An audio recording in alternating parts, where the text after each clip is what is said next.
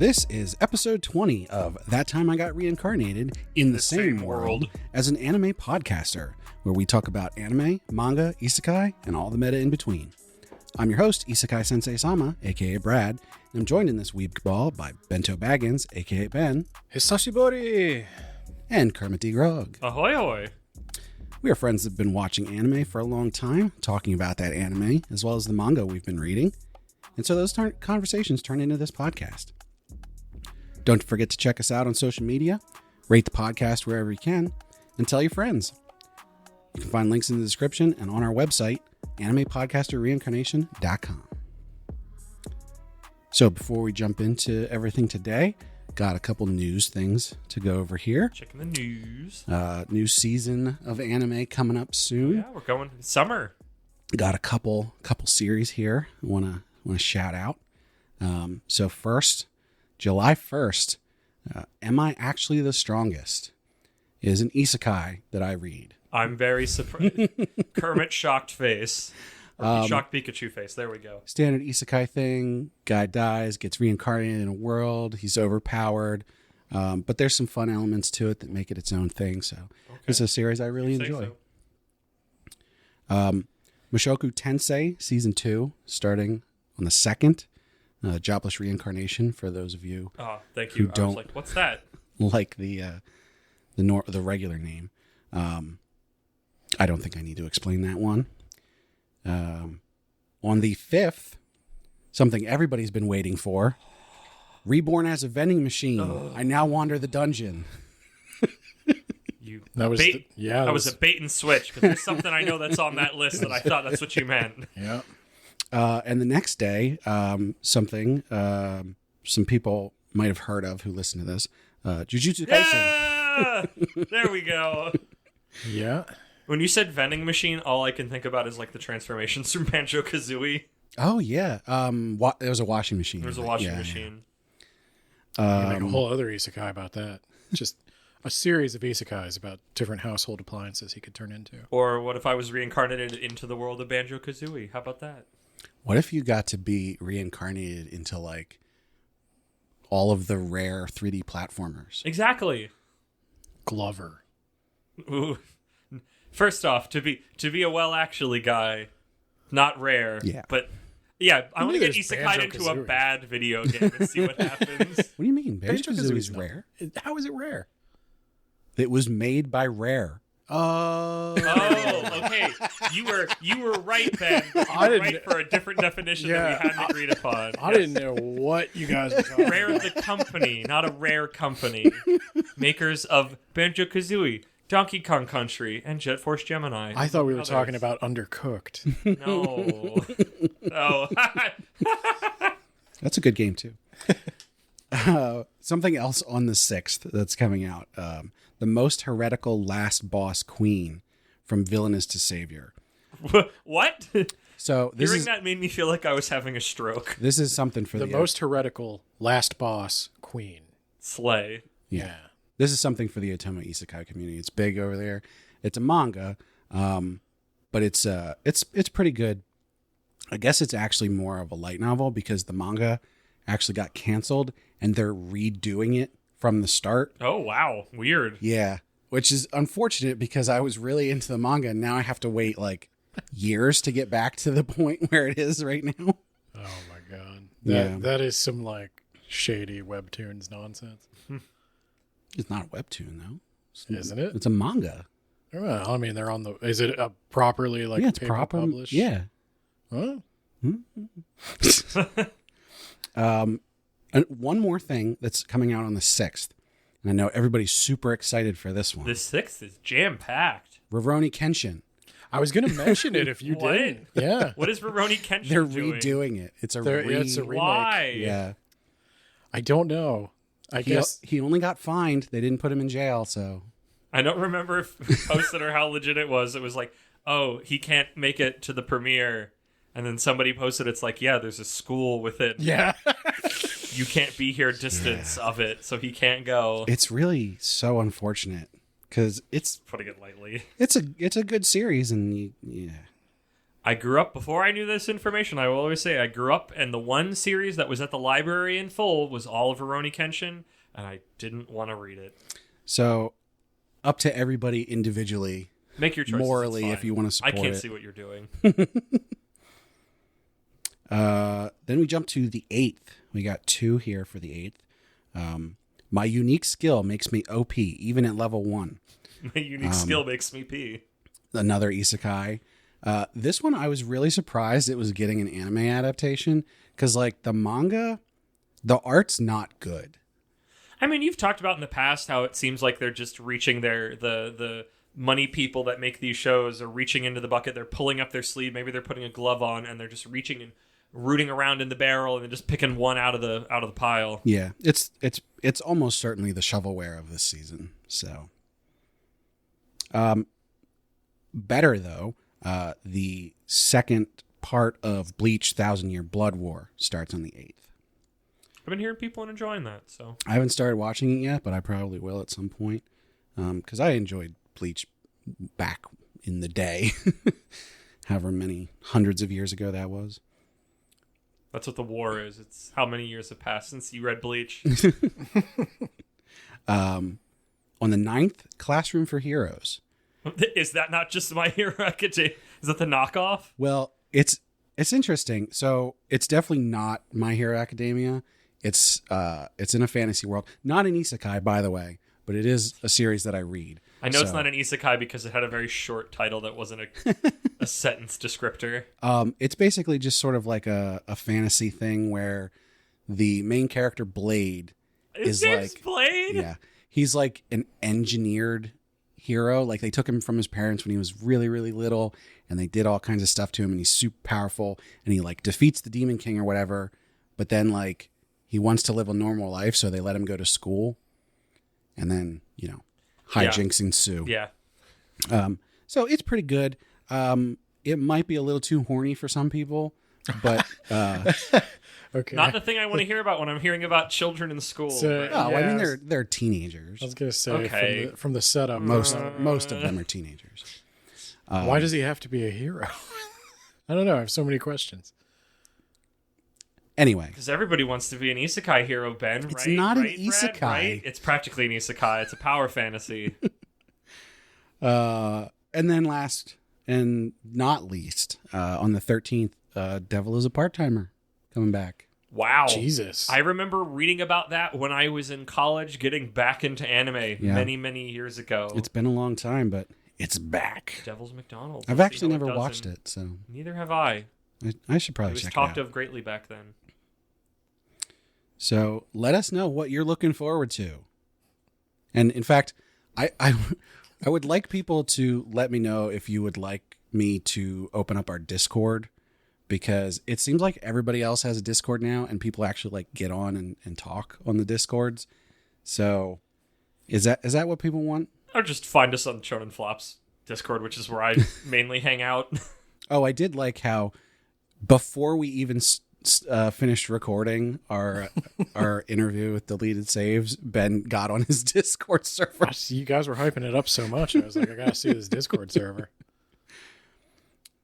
And that's a spoiler for later. Well, that'll do it for the news. So let's get into it. Let's do it.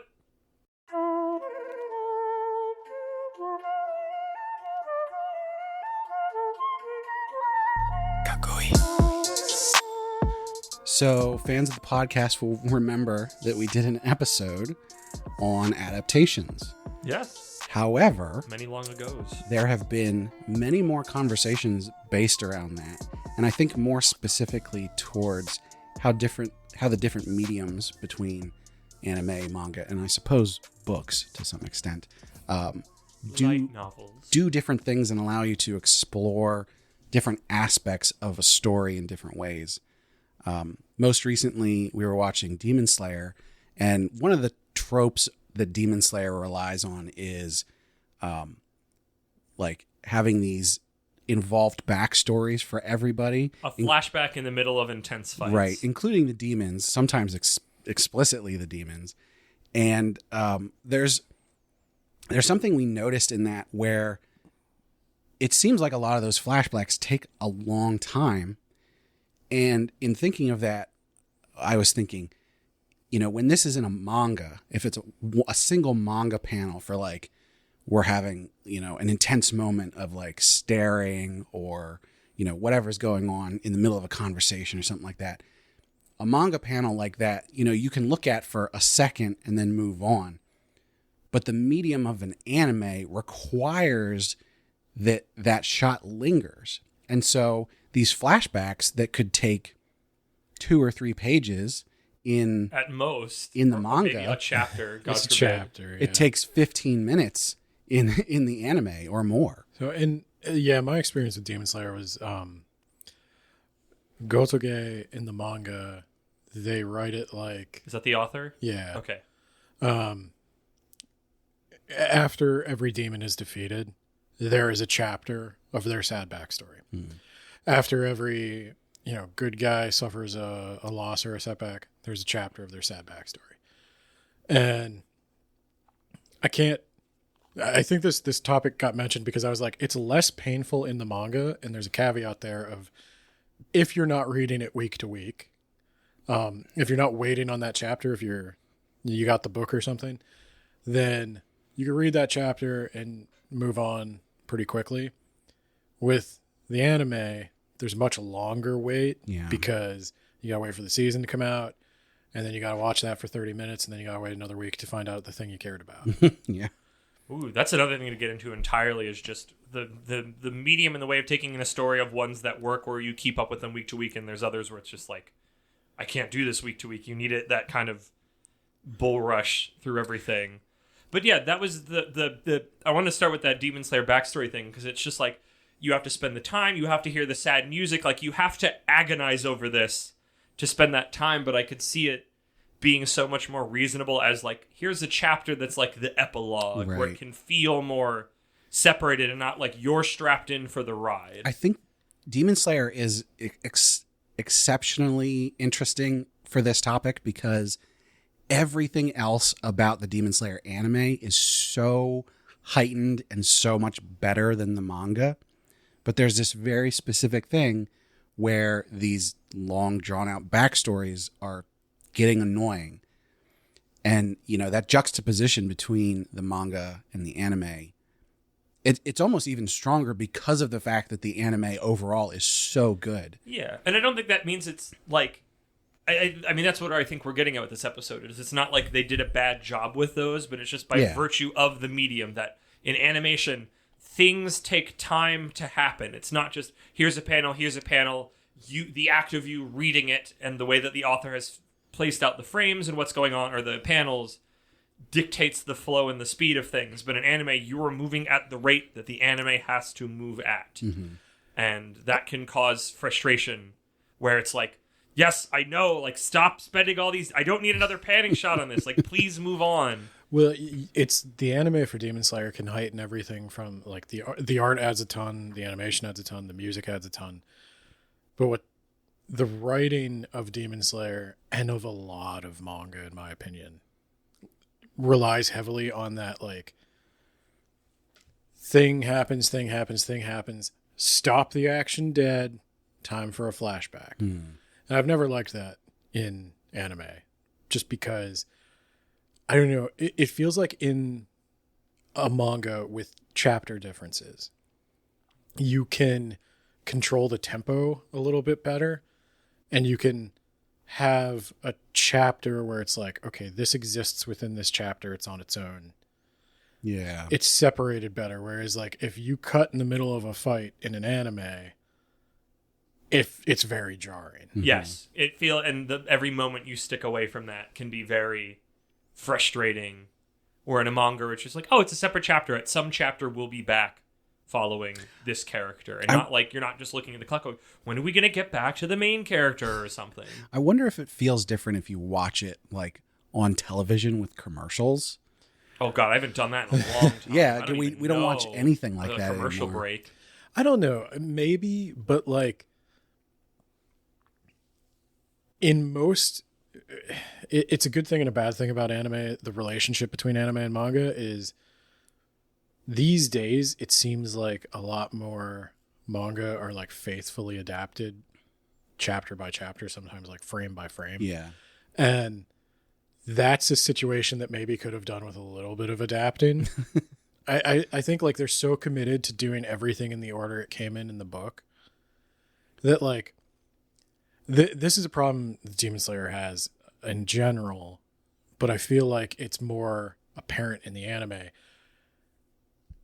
No one cares about the backstories. I mean, you can only watch. I'm sure these there's some people out there. Some characters' backstories, yeah, but not every character does not need a tragic backstory. The freakish man in the pot who has twisted the swordsmiths into like a living statue, like a living grotesque statue, and twists the sword to make him squirm.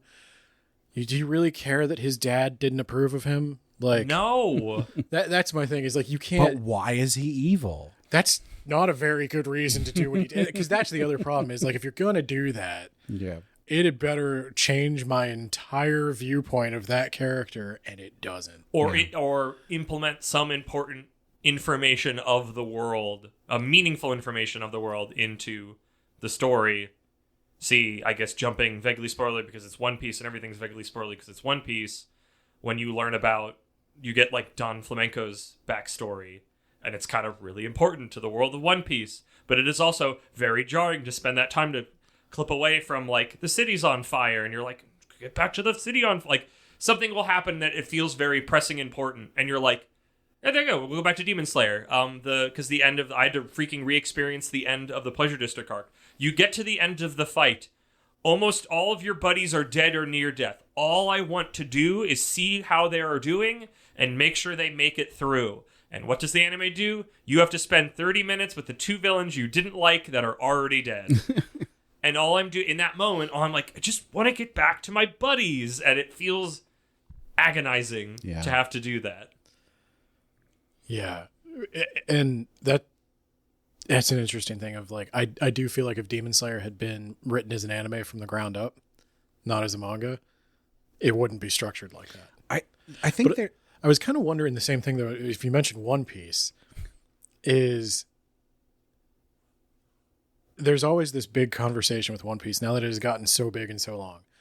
As a manga, I feel like the length is maybe less intimidating. Maybe that's because I'm more of a reader.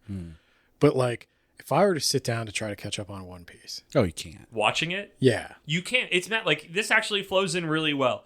I am somebody who will always, always, always say, read the manga, don't watch the anime. Maybe at certain points, watch a particular like big moment, but at times the pacing is garbage. Like when I was watching it when I was in college, when it was I guess Fishman Island. They did about a chapter an episode, and so much of the episode is here's the intro, here's a really long recap about what happened last time, here's a really long thing about what will happen next time, and like so little I always hated happens. that. And it's I could shotgun those things really quickly once I figured out that you can kind of scrub through them really quickly, because there was so much information that you already knew retold to you over and over and over and over again, or things that didn't matter, or things that moved really slowly that just isn't a problem in the manga, because the manga is not trying to fill 25 minutes of television, because it has to fill 25 minutes of television. It's got the bucket, it has to fill the bucket, where the manga can just be, it's this amount of pages. Who cares? I'm freaking Ichiro Oda. I can just write whatever I want. Maybe not just that, but like the pacing of it is a lot better. And supposedly it's been fixed since I stopped watching ages ago, but like there's something that's big different between manga and anime, is that like pacing can be different. Or like another episode we've done a topic on, when filler can show up in the anime, also ruining the pacing, which like there's not filler in manga because, you know, again, see episode blankety blank that we did about that. You know, something that just struck me, I think what One Piece should do is something One Piece Kai. Well, people talked about it. I've talked. Sort I've of, talked. I said my grandkids will get to see One Piece. One Piece. that might be the thing. But Overlord, what they did was they released the first season as like 2 movies, which, I mean, granted, it's still very long because it's 2 1.5 hour movies, but they condensed it down to the important bits. And so you can, if you like want to get into Overlord, you can just go watch those 2 movies instead of the whole first season. And I thought that was like, oh, this is brilliant, you know. Now Overlord isn't even close to as long as One Piece, so One Piece would probably need like 12 movies or more. But so I have a weird example that's not based on pacing. Go for it. This is all about the different aspects of the mediums and their particular powers. And you guys haven't watched this or read this, to my knowledge. Oshinoko. Don't know that. What is that? That is probably one of my favorite manga in years. Got an anime adaptation this past season. It is about,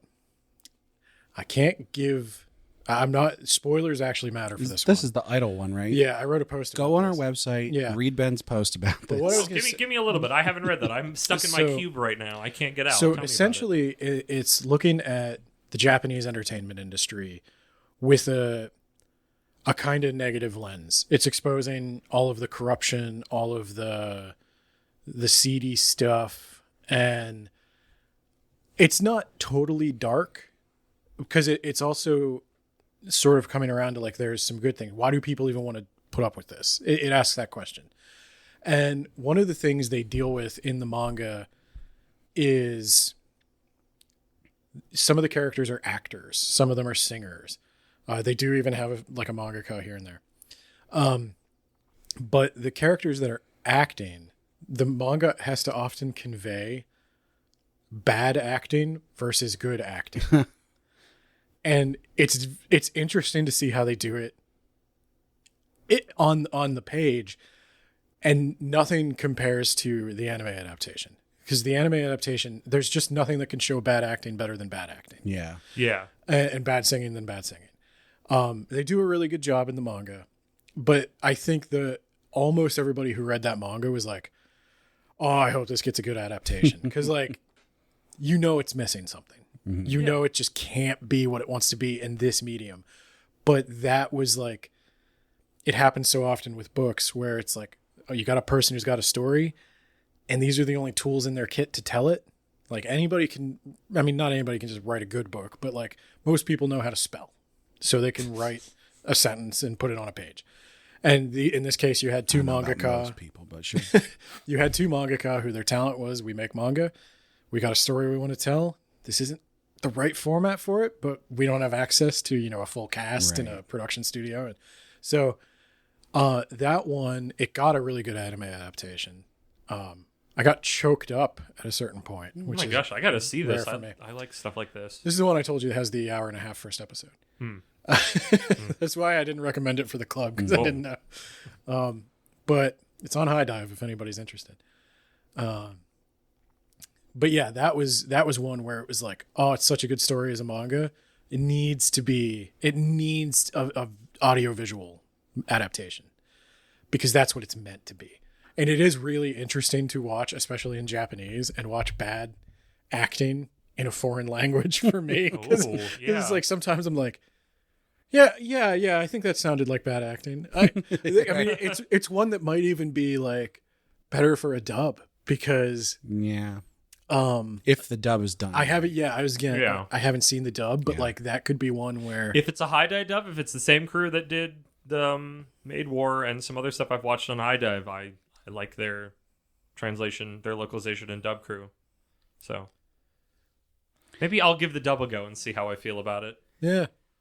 I think the main thing that I think about when we're talking about this particular subject is just how much of a difference there can be between series, because I would say, at least in my experience, most of the, and this might just be because of all the shovelware isekai, but most of the time I find that the manga is better.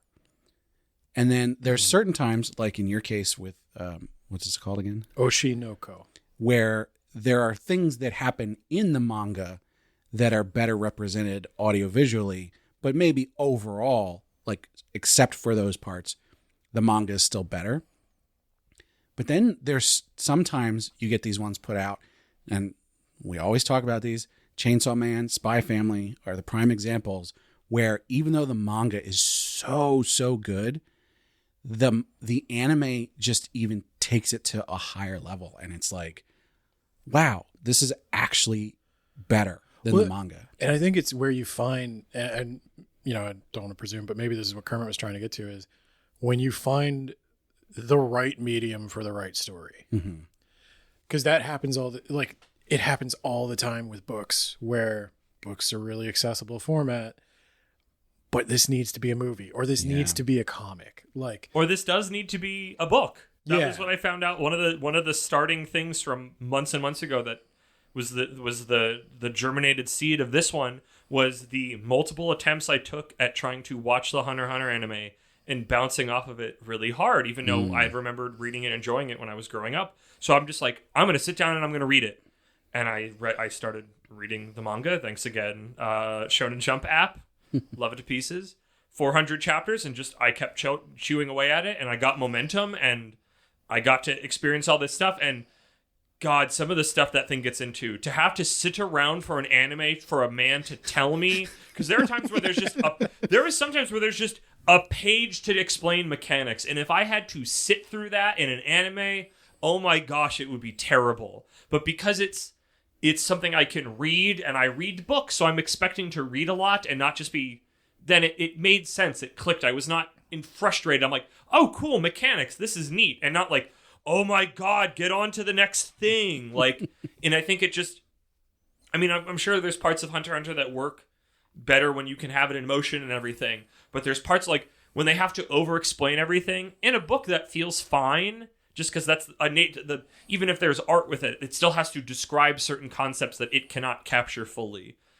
But in an anime where you have that, it having to spend time to describe all these things just feels like I'm being spoon-fed things, and it's just, get on with it. Go, yes, get on. You know, it can feel very grating. And that's what I found interesting of it. And it got worse / better with Hunter x Hunter, where there was further arcs had even more and more just talking in words and thoughts that when I got to like caught up, there's like entire pages that are like small novelettes, and there's multiple of those per chapters about these people's internal thoughts about the situation. And like even reading wise, I was like getting close to tapping out, but like I could not imagine spending minutes on one not really important character's inner monologue about how they think about this situation. I'd lose my mind. But reading it was neat because felt like it made more sense in that medium. There's also something I think important there where just within the same medium, the same story can be told in a different and way better way. And my primary example for this, on a very recent episode of Words About Books, they covered a Star Wars book. The first Vector one, Prime. the first one in the Yuzhan Vong. Sure. The New Jedi Order. What's the word for 20 books? It is. I looked it up. It is 19 books. It is a 19 book series. But what was very interesting about just finish it off, make it a clean 20. What are you doing? I guess they're leaving it open to leave you that when you're like, well, they have to come back. What I found very interesting about this episode was that. So Ben had read it very long ago and didn't reread it. And Nate recently listened to the audiobook. Oh, and it was accidentally the abridged version. Yeah. Oh. Still in the air on how accidental that was. And the abridged version turned out to be better. And so it's like... They had an editor or something. It cut the fluff. The Star Wars books, they're all... And this is a problem in anime, too, is it's very side questy. It's like, go here to get a thing, do this thing over here. Then, and they cut some of the side quests and it just flowed right along. 3-hour audiobook. And there's another thing with those Star Wars books where you would be surprised, and maybe you wouldn't be surprised because a lot of people love it. The Star Wars music does so much for, oh my gosh, for a bad story. I'm rewatching all of the movies. I watched Attack of the Clones last night, and let me tell you, that John Williams score is doing a lot of heavy lifting. Yeah. So if you just put the right music under some of those book moments that are really boring, like you could get it. You could get the energy going. You can buff things super hard. I can't think of an example of that, but I mean we've talked about the inverse of that with Mashal, where the music choice is just not right and it's just making the scenes that should be slam dunks just not work, where it's just like, come on, it was this perfect layup of here's the funny situation, play silly music and not like play rap music. Like it's you have more paintbrushes to paint with an anime from a manga, but you have more ways to get it wrong. Maybe that's the moral of this segment, is the fact that like it really maybe it's not so much about the medium itself, it's about who is putting together the story in that medium. I think, I don't know, because I go back to Oshinoko, where it's like those are two of the best mangaka. It's by two people. And it's a story about acting being told. Now, Akane Banashi I've been dying But to the bring story- up Akane Banashi. Yeah. But the He's story good, is good. But there's right? something missing. We have to be told these performances are great, but if we saw an anime of it, we'd get to hear. Yeah, if I could we'd hear. actually be able to hear it, and we'd get to decide if it was good, or we could go, hey, they're like that, instead of having to be told. I think it Because can. we have no other way of doing it because we can't hear their inflect. Like, literally so much about, what's the theater thing called? I'm blanking. Rakugo is that a singular person is doing voices and inhabiting multiple characters in front of you.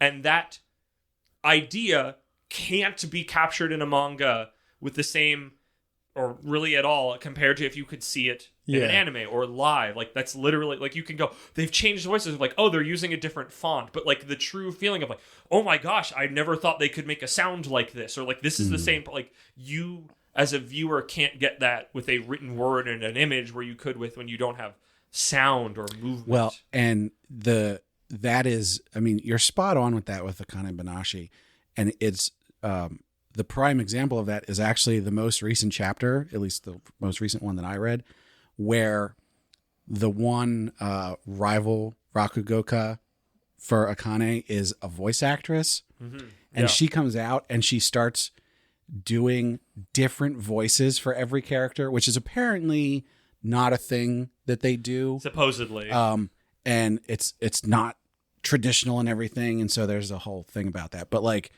you can't tell that from the the only reason you can tell, they draw the speech bubbles slightly differently for each different voice, which is like, I can't. It's why you have a Speedwagon, right. because they have to capture concepts that can't be captured. What? Watson. Also true. Yeah. Well, but honestly, like that Akane Banashi, from the first time I read it, I was like, this needs to be an anime. Yeah. Like, no, but it's still so good. Well, yeah, I was but gonna say, it's missing. It's like Ben said with his series. It's missing something I think integral to itself. I think it could be elevated. Chainsaw Man, no. Chainsaw Man and Spy Family are elevated.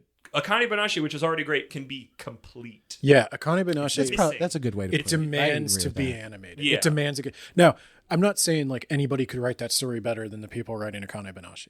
Like, as far as like storyboarding with the comic, the anime could get screwed up. It is Yeah. possible to do it correctly. Yeah, That's all the adaptation episode was about. Where this can be messed up. Yeah. It doesn't need to be an anime in the sense that it can't be enjoyed as is, but it just demands to be adapted. Yeah, it's like if you had a manga about people who made music, like you'd constantly feel like something was missing because the media, the thing in which you could take it in, you can't do it in a written page. Like, it needs to have audio, not even movement. I wonder if it would be good live action. What? Akane Banashi. Banashi? Yes, It- actually, yeah. I think it would. There's I don't think there's much besides people looking really specific. I think you Yeah. could make it live action. There's a series, it's called Love is Hard for an Otaku. And I watched the anime. I think it's pretty good, but it's got a manga. They made a live action. I think it was a movie, but it might have been just a live action series. And they almost did it shot for shot. And it's a really interesting, and I think specifically for this episode, for this thing we're talking about, it's a really interesting, it's a really great example of what we're talking about, where it's like, you put it in these different mediums, and obviously animation to live action is very similar because it's audio visual, but like I would still call it a different medium. Oh, Yeah, no, it 100%. depends quite It's a a different bit. medium, Yeah. but it's still they are more Including- related than a manga to an anime. And so, like, I guess they're all related in a weird triforce because it's like Unless- a manga to live action is no longer art in that drawn sense, Right. but now it has audio and movement. Let us not forget the stage play, the stage play musical. Yes. I was gonna bring it up. Like, Oh I my mean, gosh. I mean, I can think of a couple of Japanese examples, I guess. I was going to say Rurouni Kenshin, actually. I think probably makes a better live action movie. It's probably more interesting to watch good swordsmanship be performed Yeah, live action than it is in an anime. But I would say, like, even with like some of my favorite musicals, like Jesus Christ Superstar, I'm very into. Watching that movie is it's okay. I mean, any musical movie I've ever seen. The is Jesus like, Christ Superstar movie is very much we are doing a play, but out in the desert. Yeah, it's just, and it's so much better like on a stage. Like it.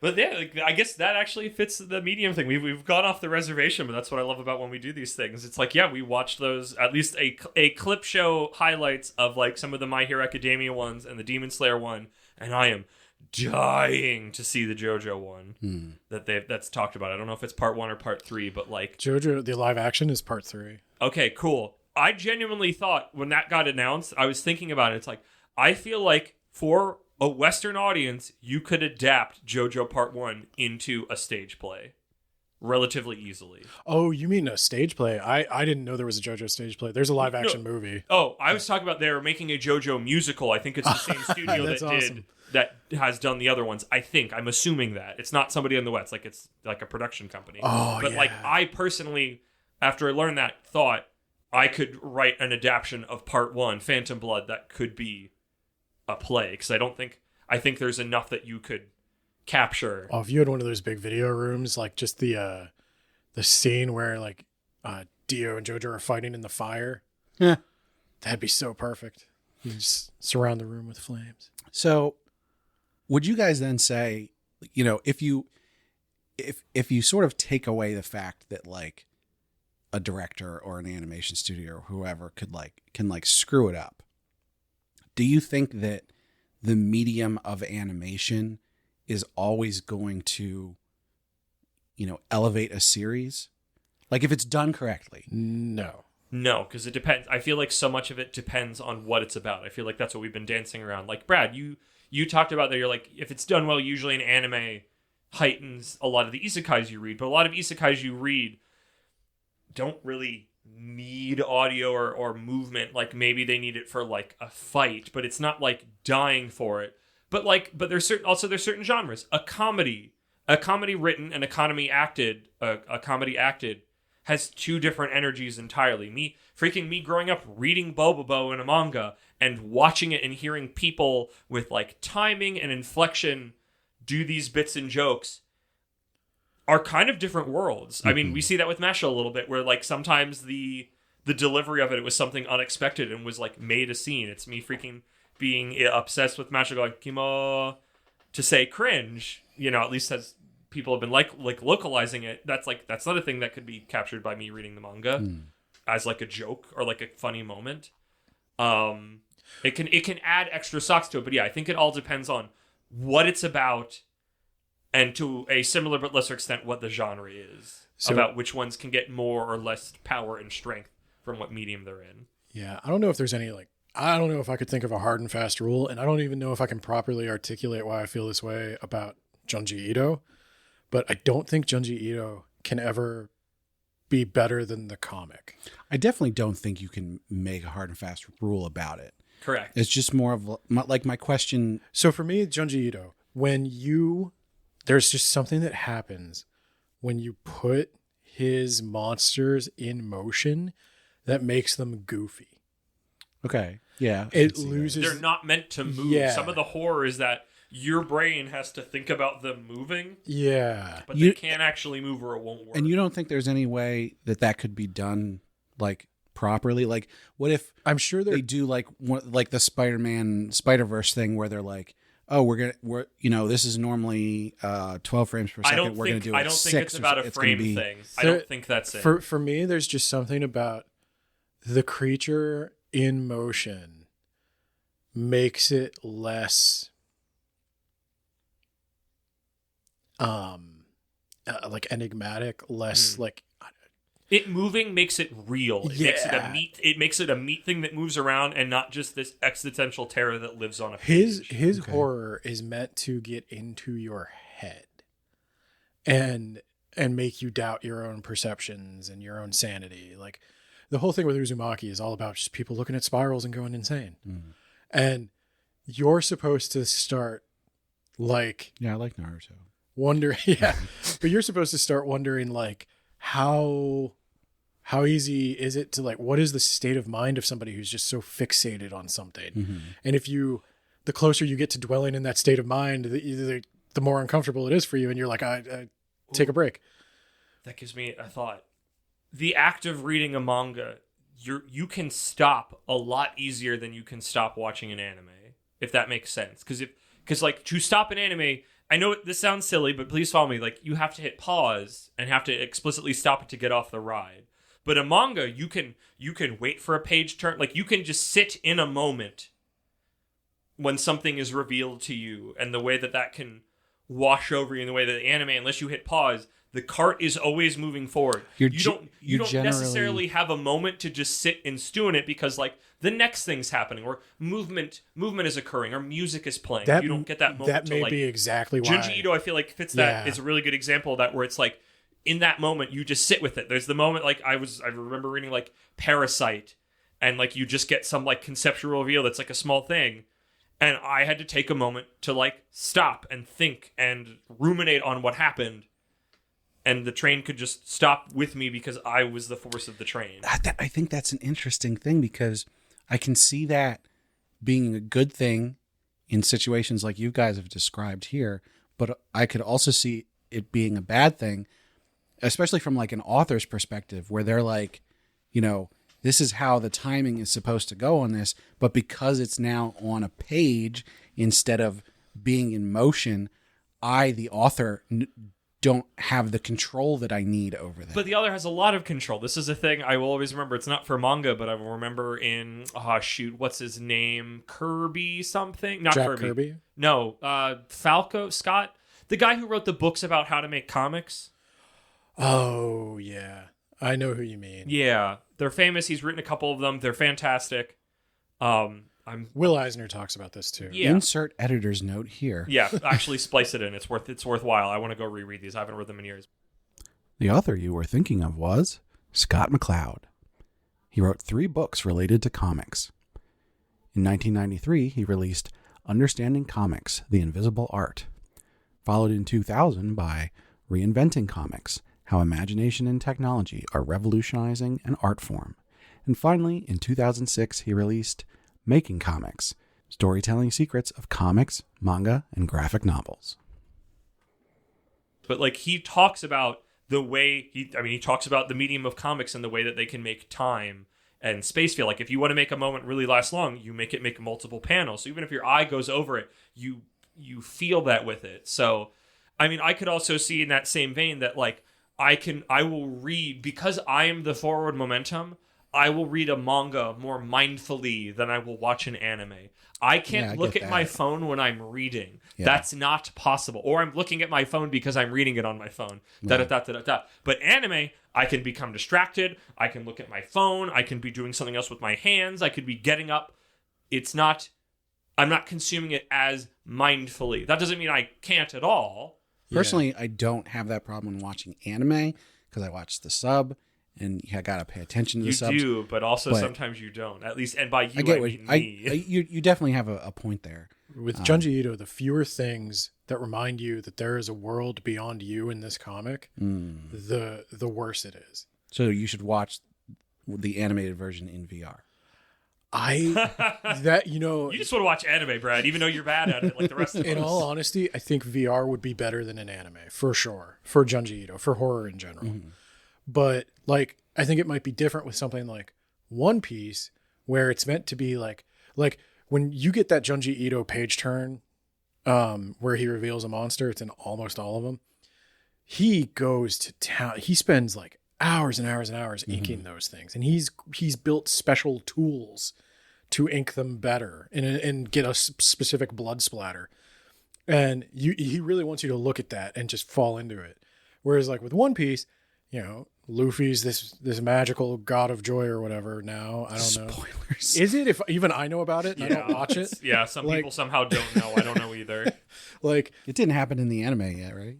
It's coming. People keep telling me every so often. I'm like, yeah. but Luffy is literally a bouncy man. Yeah. He's a bouncy boy. The animation works really well for him. Boundo man. I mean, yeah, in that same vein, actually, I was thinking about this earlier. There is a bit, we probably won't get it with this next season, of Jujutsu Kaisen, where a character, I think I've actually talked about this on the podcast before because I just love it so much and I'm dying to see it.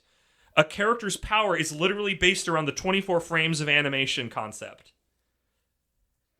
And having that done statically in a book, I'm dying to know what this looks like in motion, especially in animation that moves at 24 frames a second. That's definitely and what that's going to do and how they're going to show it. Because, also I can cite a billion JoJo powers, very specifically Diavolvo's King Crimson from Part 5, where it was like people. Also some of that was a bad translation at the time, but even when you read it with a good translation, it's just something you have to see in motion to understand what's going on truly. And that's something that you could describe it, and it was written down, it was given images, but until it moved in motion, until time was added to the formula, it was not a complete thing. You could not truly comprehend it. So I guess the idea here is some things need time, the dimension of time, and some things don't. Yeah. Sometimes the time needs to live in your own head and not in the literal thing that you're being shown.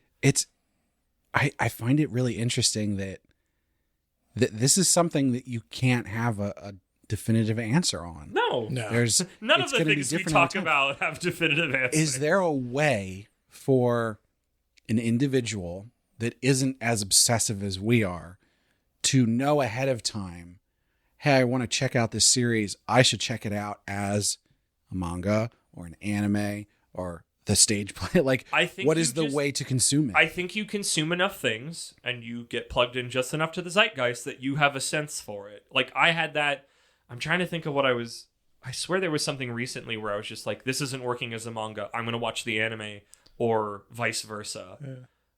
It would help if I could remember that. But I definitely know I had that recently and like made that judgment call based on like, okay, what it's about, what do I know of things in the past that were similar to this, would it work better in, what format. But yeah, I feel like it just comes with, in the same way that we're sussing out what makes sense and what doesn't in each medium, I think it just comes with experience, that you get that sixth sense of like, oh, it's about this probably would be better, but also sometimes you get unlucky and it's like, oh, this would make more sense in an anime, but the anime was a dud, so it's actually better to read the manga. So yeah, I it's think never tried and true. In my opinion, you start with the source material and then work your way out. Because you'll know once you read a bit of Akane Banashi, you'll be like, I really wish I could hear Rakugo.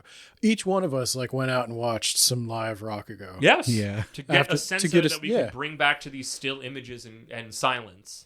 But that's, as an example, like, that's one where we were like, I wonder how this actually sounds in real life. Yeah. We found that out.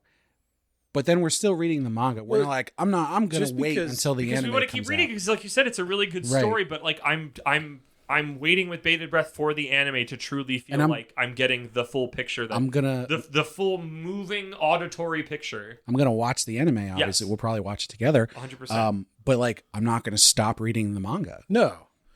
But like, I don't know. You can like both, and still acknowledge that like I don't think you always have to be looking for like peak optimization. Oh, sure. Yeah, like, there's no winner. Yeah, I say that in the vein of like, a lot of other people don't want to spend as much time on their entertainment as we do. Well, then I would say you don't need to worry so much if you get it or not. Like, So if you start it in one or the other, if you like it, keep at it. Like, I saw a person who posted something that said, I'm reading the Lord of the Rings books and I just find the movies to be so much clearer. For example, in the movies, it's so much more obvious that Saruman is possessing the King of Rohan. And it's like, well, yeah, because in the books, that's not what happened. That's not what happens. Oh. So it's interesting that you brought this up, because I was going to say this is all very similar to the debate of like, is the book better than the movie? And in most cases, I would say generally the book is better than the movie. I think that's a general consensus that people have. But there are times when it happens that the movie is better than the book. And I would actually side with this person that Lord of the Rings is better as the movie, even though it does change a lot of stuff. They leave a lot of stuff out. In general, the movie is so much more consumable and like more entertaining and everything. And then you can take what you learn in the movie and then go back to the book with those images in your head. Frankly, the books are so dense. I was going to say, like, but sometimes that's what you want. Not well, you, yeah, certainly. The royal you. There are people who are into that, but like, I disagree with. I'm one of them. Exactly. I disagree with you. Say, it's bad. He's right here. But those people are right here. I get what you're saying because in that one, it's a case where, look, I've tried the books, and it's this or nothing. Mm. Like I'm not going to read those books because they are based on Old Norse sagas and Beowulf and Tolkien's like obsession with old epics. Mm-hmm. And it reads like an old epic. Everybody has very flowery language. Things have very long descriptions. People tell futures that don't make any damn sense. Like, and some people are really into that. Yeah. There's nothing wrong with that, Ben. Well, and I think like the thing is, it's tough to say like better is such an ambiguous word. Cause like, no, that's a good point. It's like, what's better for you? Yeah. The movie does not get the point of the books across as well as the books themselves do. Like the movie does not get Tolkien's message across as well as the books do. But because I'm pretty sure the point is that they have to destroy that ring. Yeah, but I mean, like his point was also to get you interested in those myths, show you the beauty of that language and all that stuff. But it's good enough, you know. Like I said, for a lot of people, it's that or nothing. They're just simply not going to put up with that dense prose. Right. Have we ever thought about a movie that then got a novelization and went the opposite direction? Star Wars. I was going to say Star Wars. That's what I was thinking. The Star Wars, the novelizations of the Star Wars movies are like the novelization so much better. Of Nightmare on Elm Street Part 2. Oh my God, that's inside baseball. Think about that. Okay, there's one last concept that I want to go a little bit back to where we started with the differences of it. The concept is, I know this is going to sound simple. I'm like presenting it like this big thing. The concept of skimming. So, an example to set the stage.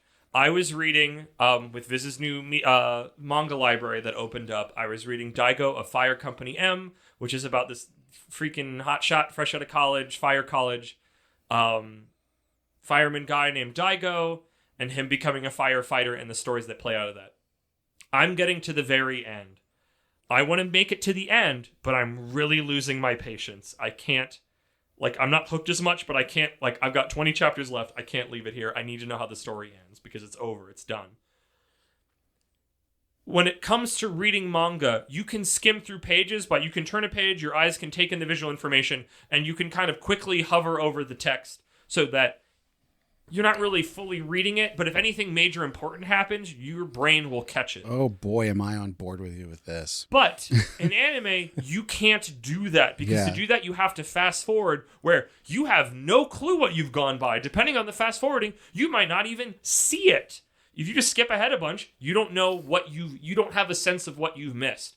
So with a manga, it's a lot easier to, I guess also akin to that Hunter x Hunter thing I was talking about, you can skim over information you do not deem important, and if it ends up being really important later, you go back and you read it properly, but otherwise you're able to skim over like a flat-bottom boat on the swamps and just not get tangled up in anything and just shoot right by it. Where in anime, you're stuck. Bottom. You are on clear-bottom boat. You're right, that's actually a good way to put it. But in anime, you are strapped in. There is no way. I guess you in could anime, watch you're scuba diving.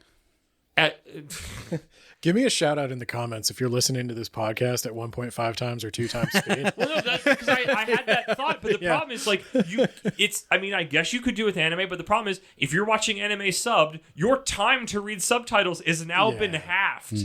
It's, if you were watching the dub, maybe you could watch it quicker, but you can read a manga on 1.5x speed, but it's a lot harder to watch an anime at 1.5x speed. So I am so on board with you with this, because I would say a good quarter of the manga that I read. See, that's not healthy. I Well- don't like that. Potentially. But these are series where like I am interested in the overall story that's going on. But so often you'll be reading it and you get to a page and it's just like a wall of text, a wall of speech bubbles, and it's just like nope, don't, nope. When that's bad comicking to a certain point. That too. To a degree. But also, yeah, you can skim it. But if you were watching an anime of that and you knew cool stuff was coming in the future, you'd have to sit there and deal with it because you wouldn't know what was important. But when you're flipping through manga panels, you can tell when an important panel happens. Your eyeballs tell you the art. The artist spends more time on it. Like, if they're good at their job, you will know when something important has happened. Oh, I'll so tell you you. can just, oh, hey, look at this. That's 10 times better with the cell phone comics. Oh man, when we read the stuff we read for heroin addiction, I do like it and I do sit down, but like for the first, like always, if I read the prologue chapter, it's always like, and then Yeah. like give me the first part where it's like, okay, yeah, Four Kingdoms, yep, you're the like, illegitimate stepdaughter. Yep. Exactly. You can fast forward through all the dumb bullshit you already know that you don't need to be told because you've done it 50 billion times and everything else, and it's the most rote garbage. You can just go bloop. But in anime, again, going back in some ways to the Hunter x Hunter and other things, you are chained to the ride. You have to take it in at speed.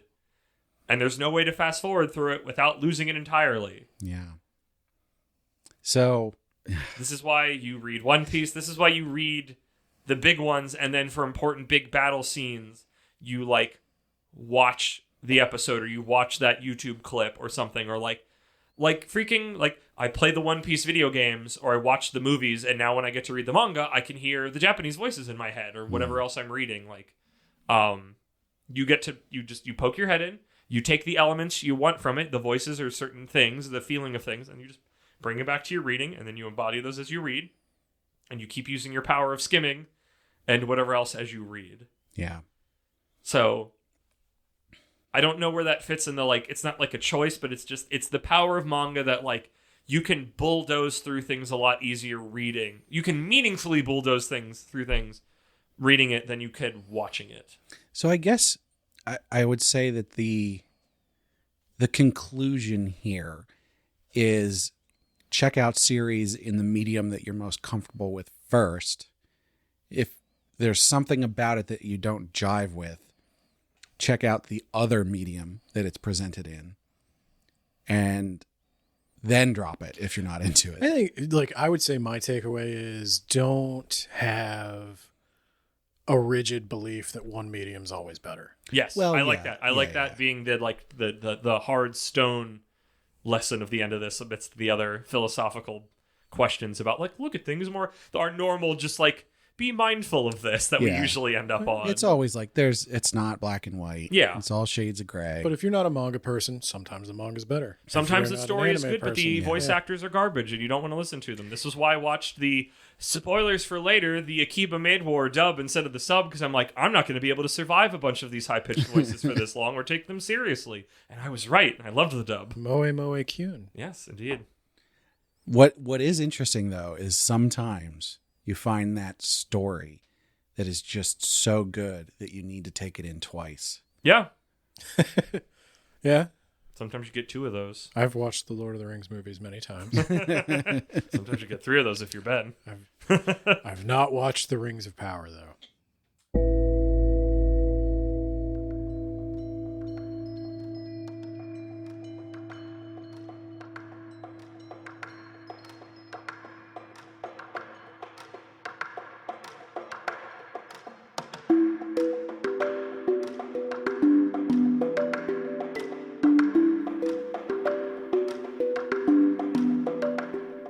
And this is where I'd put my middle segment. If I had one.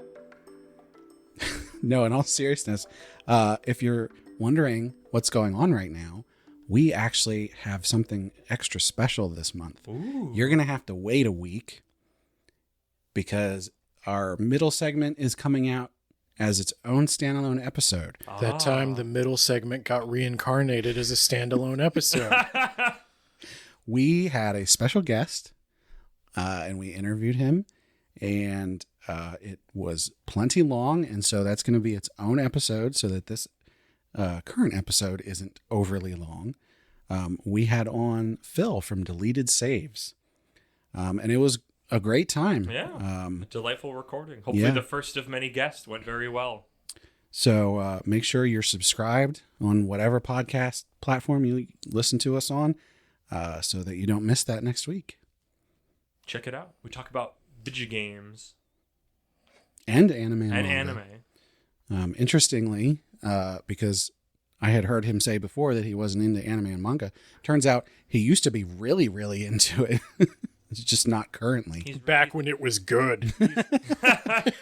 He's a retired weeb. I don't blame him. It's a rough atmosphere out there for an old timer. It was interesting coming to the realization as we were sitting there talking to him that I'm pretty sure the reason I like him so much is because he's just an older version of Ben. Yes, very correct. Hey, I'd be honored to age into Deleted Saves. ご覧のスポンサーでお送りします。 Are you a fan of Japanese snacks and treats? Then you'll love Sugoi Mart. They offer a wide variety of popular Japanese snacks, candy, drinks, and more, all delivered right to your door.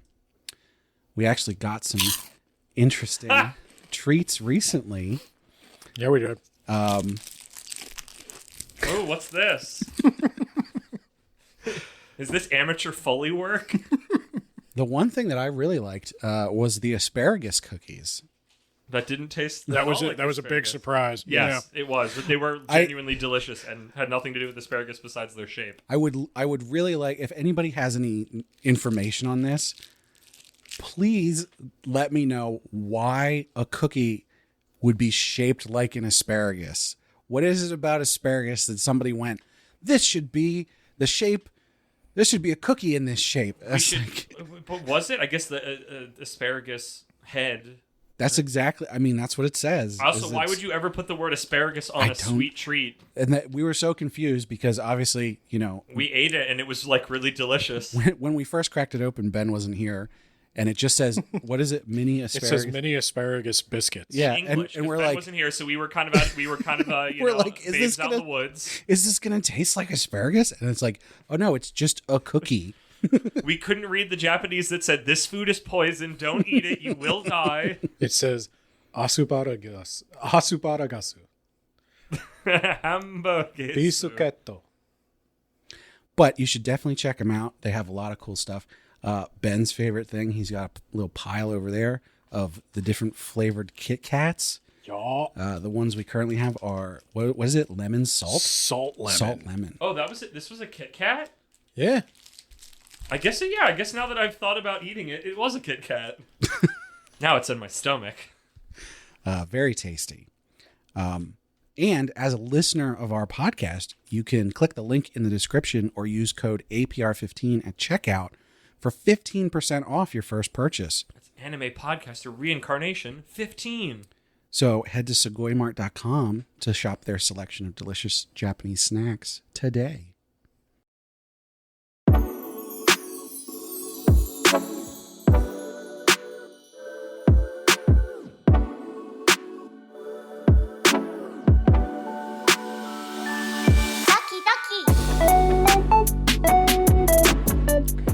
It's third segment. That's not Ben talking, right? It's me, Kermit. I'm pulling back my old podcast energy. Brad, play the clip.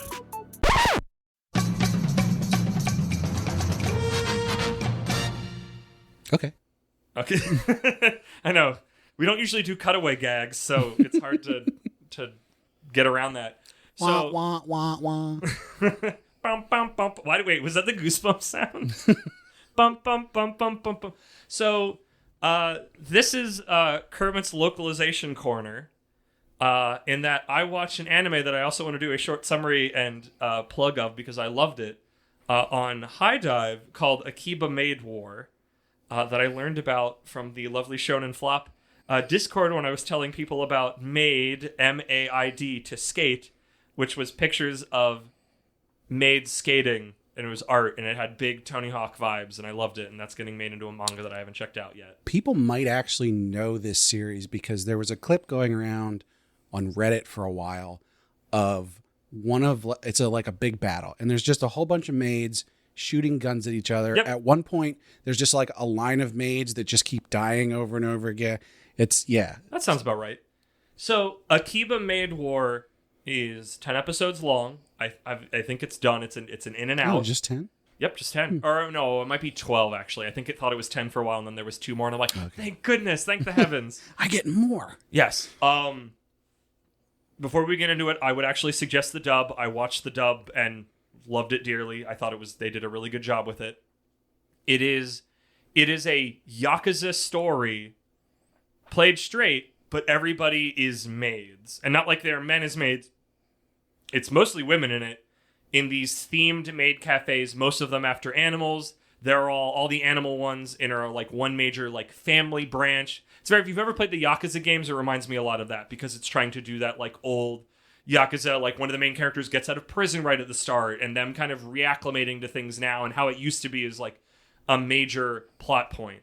So you'd think a series about maids in this would be very like horny or cheap, and it's not.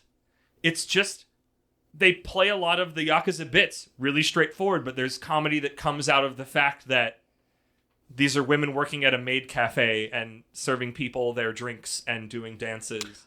I do have to say, comedies that the comedy comes from playing it straight in whatever situation, I love that. But also, again, like I keep going back to the Yakuza series, if you've ever played them, admits the comedy of the strangeness and wackiness of it. Because they play it straight, there is a genuine heart to it. Mm-hmm. Like, there's some stuff that happens later. There's stuff, for the most part, that, like, no joke, I genuinely, like, cried or was on the verge of tears. Like, it was really, like, it was oddly powerful. I, like, really got pulled into it. Okay. Well, so Ben was saying he cried earlier. You're saying you cry. Yeah. I'll just I also cry sometimes when I read or watch stuff. I'm an emotionally complete human. I also emit tears from my eyes. I mean, it's not a contest. Yeah. So that's besides recommending it, I want to get across the idea that it's this weird mishmash of like cutesy maid and admittedly at times like violent and intense gang warfare at the same time. Well, able to kind of somehow skirt whatever the heck that line is there. It never feels like, it's never cheap and schlocky, I would say. Before we jump into the meat of what you want to get into with this, did you read the manga?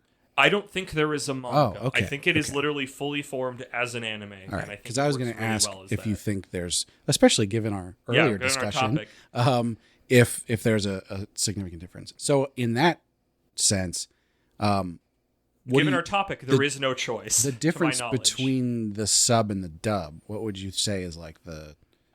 I felt, and we're actually, I guess, going to get into a little bit with the meat of this then. I only watched a little bit of the sub, and I think what got me to go over... Actually, to our point earlier about picking a medium, in picking a sub and dub, there was a spot when I was looking through clips on YouTube to get a feeling of this thing if I wanted to watch it. There was a song they had redone in English, and I'm like, oh, they're going to do that. I want to hear this. And then I ended up really liking the English dub, and also I knew if I watched the sub, I'd hear a lot of like really childlike sounding voices as these women played maids, and it would have made me like, I don't know about this, homie. But I think the English cast does really well. I think the localization of it is really good. I had a really good time with it. I think also it spoke to me because there was a time that I worked in a maid cafe at a convention once, and no joke, I genuinely tried to pull out my old maid uniform that I don't fit in anymore because I'm too jacked, baby. But I was eyeballing new ones on Etsy, so look for that in the future. But no, so what this segment is actually about, besides this little, Kermit's abbreviated manga book club, is that, well, trying... one of the things that I love from this series is the intro itself. The OP is a banger, and I still listen to it when I'm, like, out and about. Like, it just gets me feeling hype. It's on our playlist. You can find our playlist on our website under our social links. I didn't know that was a thing that we had up. That's awesome. Yep. Yes. I think it's got the name of the anime, or at least it in Japanese, which I don't remember exactly how to say it, but I'm sure it's like Maid or something Akiba. It's really good. It mixes the like stark violence of the Yakuza part and the cutesiness of the maid part. So, but what brought me to here was that I was trying to find it on YouTube, just because that was an easier spot to watch it than on like going to High Dive and going to the specific episode and doing it. And I could not find the High Dive's version of the translation of the lyrics anywhere on YouTube. But one I could find was a fan translation. And I'm like, that's weird. And I was really jazzed about this show that seemingly nobody knows about because who the heck has High Dive? So I took it upon myself to compare them, and I made a Google Doc that was like, okay, here's the fan translation one, here's the High Dive one, because I liked the energy of the localization. I'm really big on localization right now. That reconstituting, when you translate something, that you have to fully reconstitute it. You got to put some extra spice on the other end that might be specific to where it got sent, so it's got that zest and that verve to it that is lost via translation. So I put this up. I'm talking about it in chat. And Ben goes, hi, I'm going to look at this. Or I guess, Ben, you can tell your part of the story if you want to.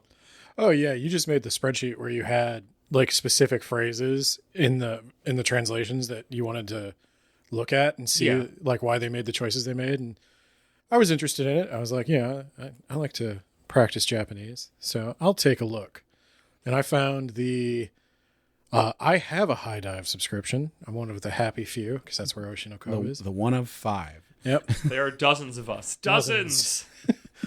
And I looked at it and I found the official kanji lyrics, which made it a little bit easier to work with because I could look stuff up. And like, I'm going to be real with you. I don't speak Japanese well enough to like have just watched the opening and understood fluently everything they said, especially because there's like a lot of puns and there's a lot of puns and jokes. And, well, and singing in Japanese is so much different from speaking. But this has a lot of slang, and that's where the fan translation fell apart too. For a lot of it is, if you didn't spend a lot of time like looking it up, you're not going to notice a lot of the puns. And it did help that the High Dive lyrics catch more of the puns, and so I was able to sort of like backtrack from there and figure out why they made the choice they made. So, to be clear on this, there's the official translation in the subtitles for High Dive. Correct. Yes. There is no English dub version of the intro. No English dub. It's always in Japanese, but every other episode you get the English subtitles for it. But then there is a fan translation subtitles for on YouTube, which is essentially just feeding it through Google Translate. But it's baked into the video. It's not the auto translator. It's our old friend Google Translate from all my rants about fan translation. Which I think is what makes this even more specifically about my point about what localization is, that it adds that zest back in. And the thing that I loved having Ben's notes was where I could look at both lines side by side and go, okay, I can see them reconstituting, and they're somewhere. I'm like, how did we get from this to this one? Like, that they seemed so different. And then Ben's like, oh yeah, the Google Translate got this super wrong. The High Dive one was actually super on point, if not more so. So we are actually going to, and hopefully in an interesting way, walk through the lines. I've got it printed out with the fan translation and the High Dive one, and then Ben's notes that we're going to talk about. And our good buddy Brad, who's experienced none of this yet, is going to weigh in on which one he likes better. I saw the discussion going on in Discord. Yes. And I was like, okay. I would suggest at this moment, if we can't put the entirety of it here, to pause the video. Maybe we can put it in the links to go listen to the intro. If that's not the case, I may attempt to hack it into some smaller chunks that we can intersperse here that we don't get copyright struck on. I was going to say, I think if you one strategy is if you broke it up into the lines we're talking about at the time, and then play the next line, and then play the next line. I mean, that's tedious, but it's a little like that's why I wanted to do it in like chunks, maybe. Yeah. See, they say this because they're not the ones who edit it. It's getting the vibe, because the vibe will change, and I'll attempt to capture that in description as we're going on. So we start out. It's kind of more intense music and visuals.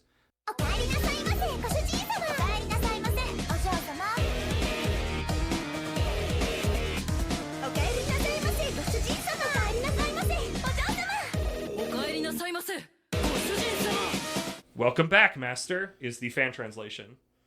And then High Dive went with Welcome Home, Master. Small, simple, easy starter, whatever, home, a little bit more, something to it, nothing big yet. Next line, welcome back, my lady. High Dive went with Welcome Home, Mistress. So, same vibe, But there's that thing, Ben, I know in your notes you talked about, like, the master and mistress, where it's like, this is a choice. Technically, my lady is correct, but there's just a certain, there's the alliteration of master and mistress that it just kind of fits together better. Yeah. Somebody made a choice here. So what they said in the Japanese for mistress or my lady is ojo-sama. And if you're going to hear that a lot in anime. In Spy Family, Becky's butler calls her ojo-sama. And I see that translated most of the time as my lady or miss, or it's a high respect for a woman, usually like a woman who is like vastly superior. I feel like the majority of time I see miss as in like San. Miss Becky or something. It's san. Yeah. Like yours says Anya-san. Yeah. And they translate that in the subtitles to Miss Anya. Yeah. I feel respectfully, I feel like ojo-sama is not something you would ever say in real life. You might if you work in a maid cafe. Yeah. Which is what this bit is. Yeah. And then, so...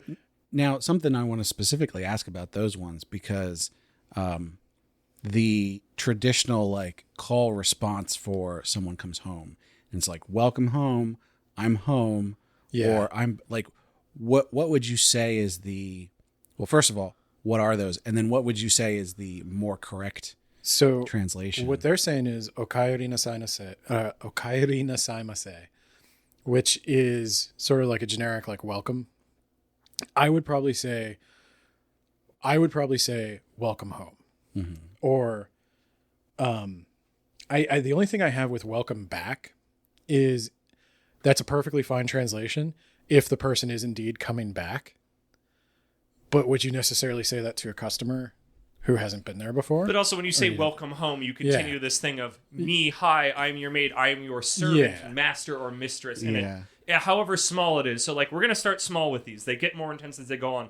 But this is feeding into this thing that I'm getting more and more as I'm reading fan translations where like my freaking sixth sense third eye of these things opens up and goes, this is a machine or close to the machine translation. It's missing that extra character and zest where it's like somebody didn't try. So what you have to know about... somebody wasn't equipped for this. One of the things about Google Translate, and there's a few more that'll come out as we get into the more complicated ones, but Google Translate is designed for travel, basically, or just simple business transactions. So you would not necessarily be saying, like, welcome home to somebody. Like, welcome back is a perfectly fine casual translation of this, which is what Google Translate specializes in. It gets the job done. That's the point of the fan translation of the Google Translate. It gets the job done, but we're not doing a job. I'm watching a show. This is flowery. Yes. And Google Translate isn't going to make it flowery because that's not what it assumes you're doing. There's no drop-down selection in Google Translate for how polite should this be. Well, then you would need other information, which you need the translator for. In normal spoken Japanese, you do not talk like you're in a maid cafe. You would look like an idiot if you talked like this in just the street. Like if you walk into Starbucks and you say, or if you walked into a Starbucks and they said, "Okaeri nasaimase, ojo-sama," you would be like, "What the hell is this?" But now, don't like people who work in stores and stuff, like the customer service thing, don't they also have something that is like overly polite? They do, but I feel like this has a certain element of like, again, it's like the whole like, I am your servant, you are the master. There's almost an air of like royalty to it, and like if you did it here, I feel like it would be a joke. Yeah, the word you're thinking of is okyakusan or okyakusama, which is guest or customer. You wouldn't. This is just needlessly flowery. But you wouldn't say welcome back or welcome home in that instance. You might. You might say the specifics okaeri of the maid cafe. Okay, let's keep rocking and rolling.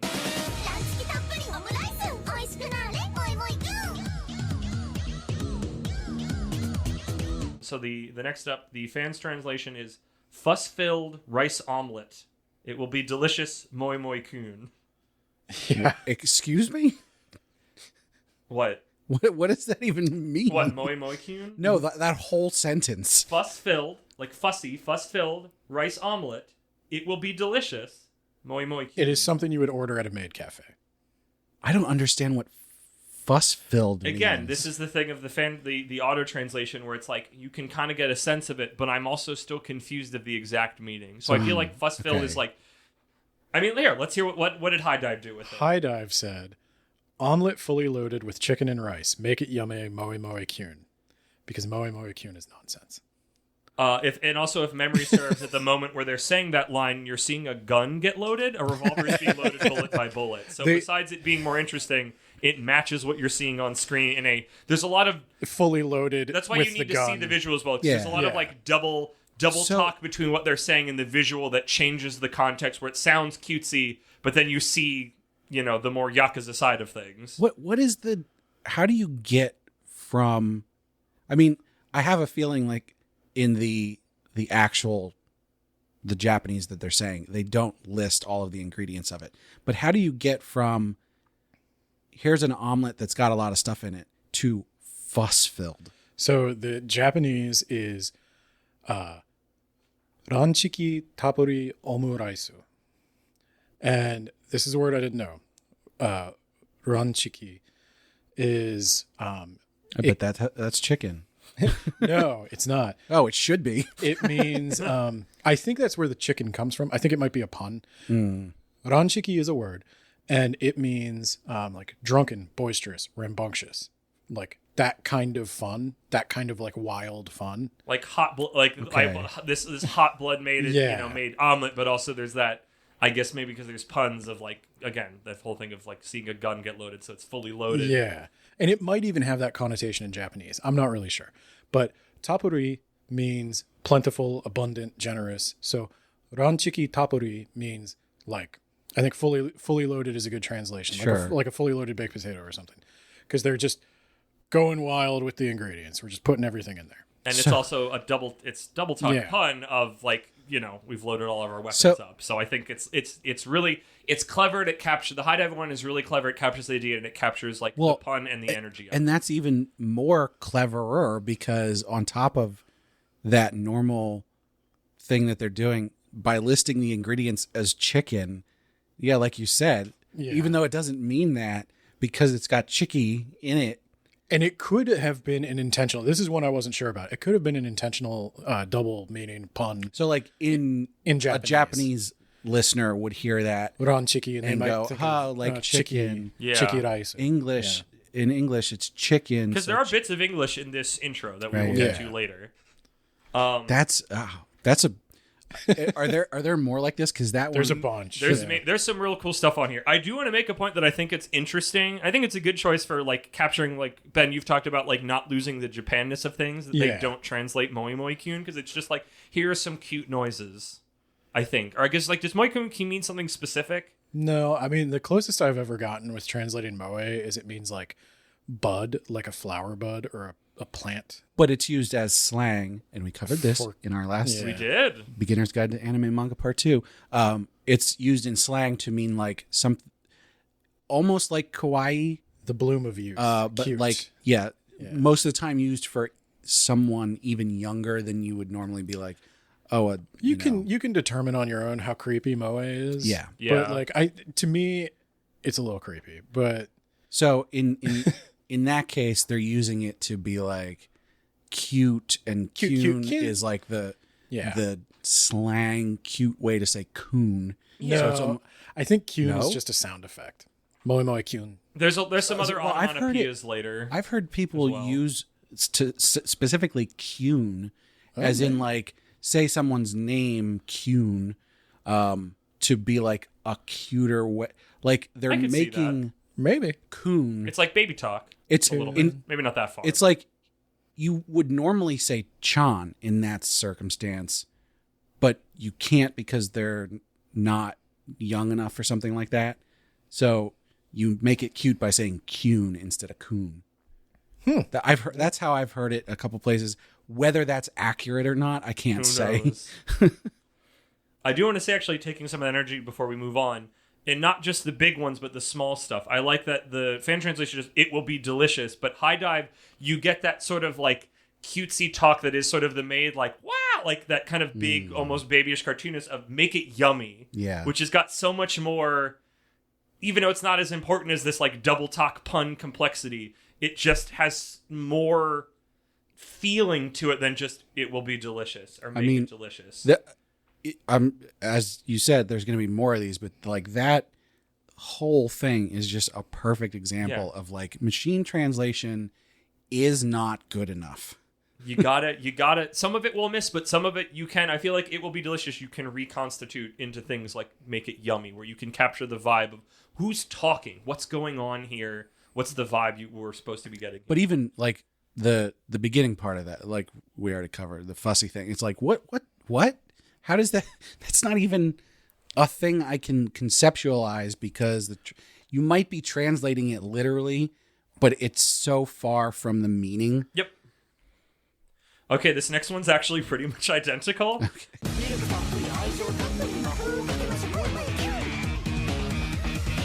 Plenty of milk with plenty of love. Let's cast the spell. Moi moi kyun. Yep, and then High Dives was with plenty of milk and plenty of love. Let's cast a spell. Moi moi kyun. They moved with. Yeah, that one's oddly agreed. I think. I think the Japanese. Let me see if I wrote it down. Miruku tapuri, aijo tapuri. Yeah. So it just says miruku tapuri, aijo tapuri. Plenty of milk, plenty of love. So literally, like literal that there wasn't anything to do with it. This is we're describing, we're making tea or something. If we were to say that in English, you could just simply say plenty of milk, plenty of love. If somebody asked you how do you make, or what are the ingredients? Plenty of milk, plenty of love. Mm-hmm. But I think this is one where like Japanese has different articles of speech and different ways of like they drop the subject most of the time. So I think like with plenty of milk and plenty of love is probably closer to how like a native English speaker would say it. It also then leads into the next line of let's cast the spell. Yeah. Moi moi kyun. I wonder if our listeners are aware of that thing of maid cafes where when they deliver your food, they quote unquote cast a spell over it to make it delicious. I did not know that. I wasn't aware of that. I really? didn't know that. This is a whole like I don't know anything about moe I know I was culture a maid, but I was also I was a photographer and a general like walk around character, so to speak. So I didn't serve food. I don't know if they do that in like the American maid cafe things. We have to visit one. I've talked about it. We got to go visit one and do a segment on one. It's something I've cool. seen. It's not cringe. I promise you. It's not chemo. I've seen it in every thing that's got a maid cafe in it I've ever seen. Is they bring out the amu rice and they have a heart drawn and ketchup on it. That is a big thing. Ketchup drawings is a big thing in Akiba Maid War. And it might be moi that would make sense. Kun, what they do, but like they make a heart with their fingers. Yep, and like that's the thing. Yep, yeah. I did a lot of that as well. Well, now you know. That is I contributed. Thanks. See, we're all part of this. So before we go on, there was one detail that I forgot that's going to become more and more important as we go through this. So the main character and the rest of them, their maid cafe, because they're all based on animals and the major family they're in, is pig themed. They are the lowest rung of all of the Creatureland group maid cafe quote unquote gangs. They are always at the bottom. They are seemingly always on the chopping block. They make the least. Everybody else steps on them. They are the lowest. They are literally the pigs. This is important for the next line.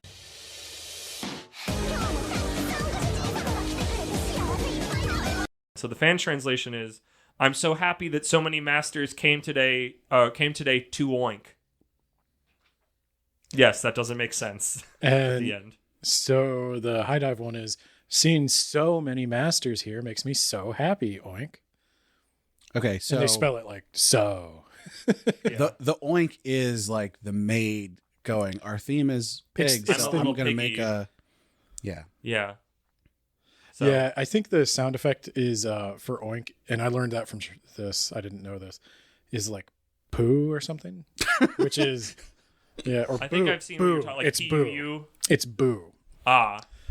Sorry, I can't read my tiny font. It's the difference between like a quotation mark and a circle. And I always wonder how the Japanese get their like animal sounds. There's onomatopoeias later. That's going to be my big thing. Where it's like I saw some fan translation, some manga where they didn't translate the onomatopoeias correctly. Even though they're technically in English, it's like I don't know what the sound is implying. I don't have this in my brain sound word library. Like pick a different noise. So like if I were to read the sentence in Japanese, I don't know if you want the whole thing, but the one I'm going to talk about is basically Kyomo takusan goshujin sama. That I would translate as like, today there's so many masters. So when you rearrange the whole sentence, it's basically, I would say, I'm so happy to see so many masters here today. Seeing so many masters here today makes me so happy. Totally fine. Pretty much the same thing, but I don't know. I feel like the other high dive one's got just like a little bit more. It makes it cutesier. It makes it more like you can see somebody saying it, like one of the maids saying it. Yeah. This is probably a really good one where having the line actually interjected here would be really helpful. The only thing that the high dive dropped is today. The word today. Kyo. Which it doesn't need. Yeah. Yeah. But they do specifically say today. They didn't translate that. So I was like, well, for the fan translation, I guess technically all of the words are there.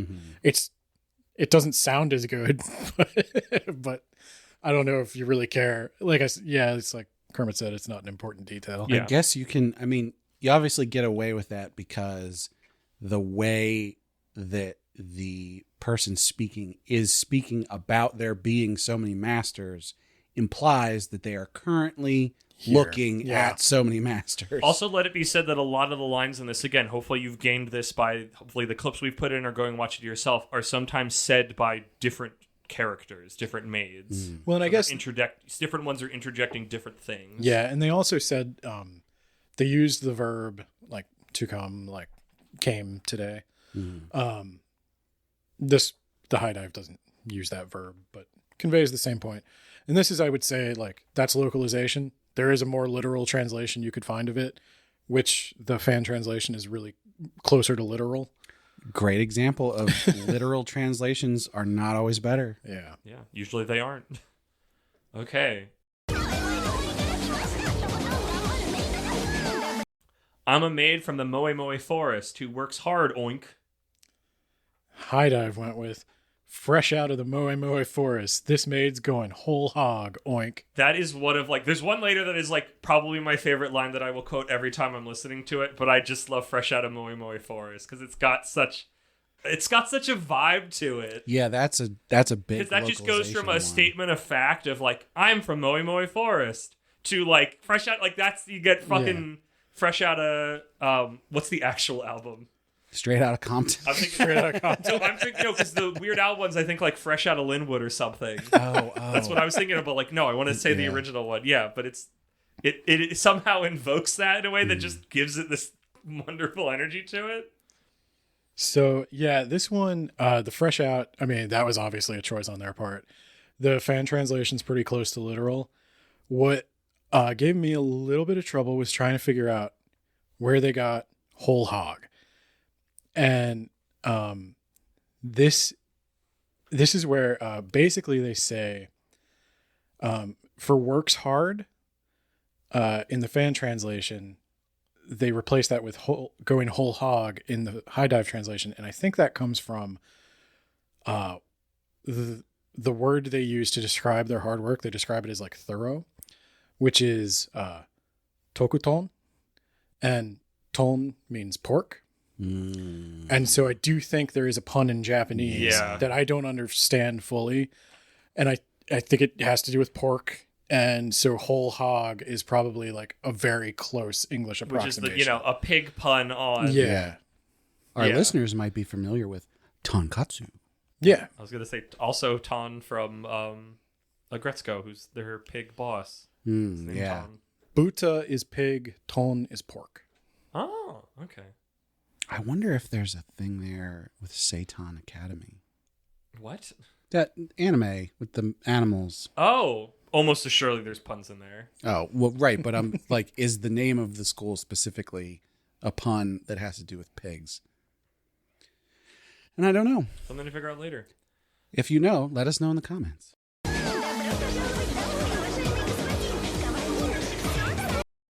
We've got another welcome home, dear sir. Which High Dive went like at least consistently with welcome home master. This was in Russian. So there's a Russian maid. It's a mini spoiler. I think the line, at least in the intro, I couldn't bend the visual intro from High Dive at the time. So it's the even numbered episodes got it written out phonetically in Japanese. So she's actually speaking Russian. Yeah. If you look at the actual lyrics, this is in like Cyrillic alphabet. Like this is Russian.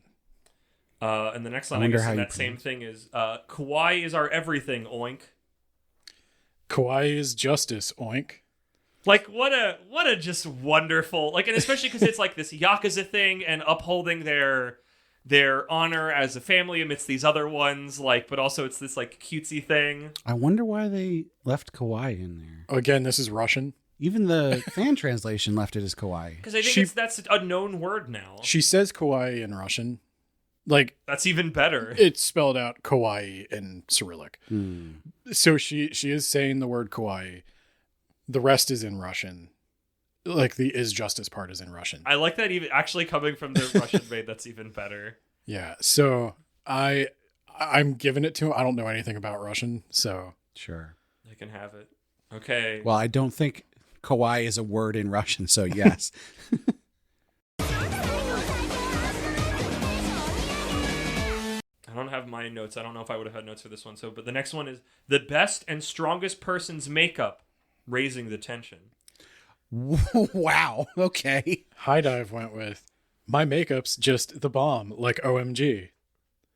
That's the Garyu. Gyaru. There is actually a girl, like, I don't know if she's the one saying it because I don't know what their actual Japanese voices are, but there is a character who's big into makeup who, at least in the dub, which is probably why that line is like that, would say something like that. And she's got a tan. What? Yep. She's tan. I don't know if she's tan or she's tan via makeup, but there's like a bit where she wears a lot of makeup and somebody tells her to take it off, and she's like really not doing well during that episode. But she's somebody who definitely would say, OMG. Like, that's how she talks. Yeah, that's a whole thing. It's a whole thing. Yeah. We could talk about Gyaru because there's a really interesting crossover there with how America influenced that. But well, stay tuned for episode 23 for that. Oh, okay.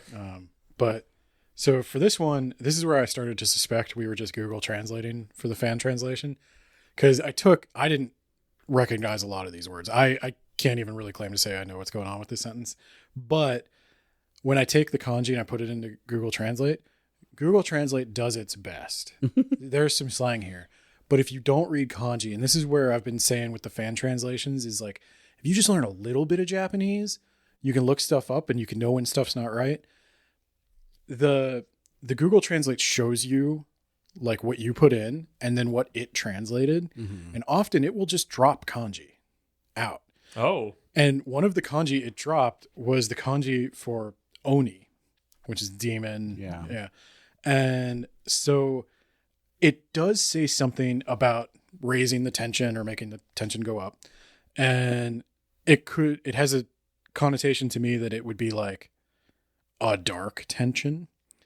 And so there's possibly a bomb pun here, a makeup pun here. I don't really know. But what the High Dive does, I would give them the benefit of the doubt and say there's something there that I don't understand, because while this lyric is playing, the bomb analogy works in the cartoon.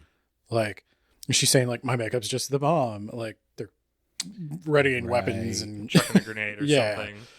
Yeah. So I would say, even though we have the little clips that we're interspersing here, should definitely go watch the visual. The actual, is important to get that swap between. We're about to enter the part where it becomes a Maid dance, and the style of the music changes and the visual change incredibly.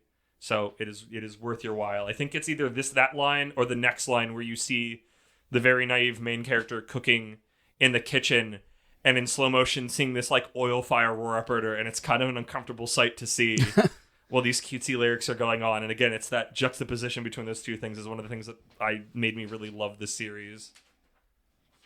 Ready for the next one? Yep.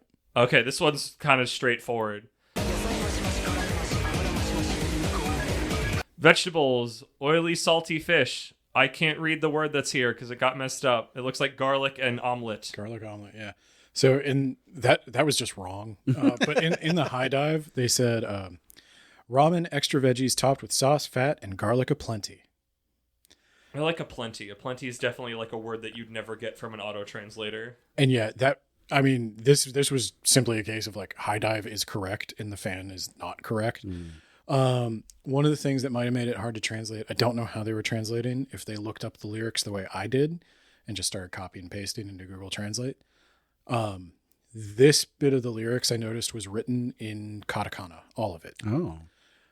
Even the Japanese words, which is not usually what they do. Like usually Japanese words are kanji and hiragana, and the particles of speech are hiragana, and then foreign words are katakana. Mm-hmm. But sometimes they'll use katakana like all caps to emphasize something. Yeah, okay. So I was wondering if maybe that's what was going on there. I'm not really sure why that happened, but yeah, this was like high dive's right. Maybe. Also, it's just a bunch of ingredients. Yeah. Like, it's one of the lesser. So maybe in lyrics. that case, they're going for like, here's the menu item. Yeah. Yeah. Yeah, it could be. Yeah. I wasn't really sure. It's not clear from the video either. There's no real indication. They're just kind of like, it's more of like a rap section. Mm-hmm. Like not a rap section, but like spitting fast.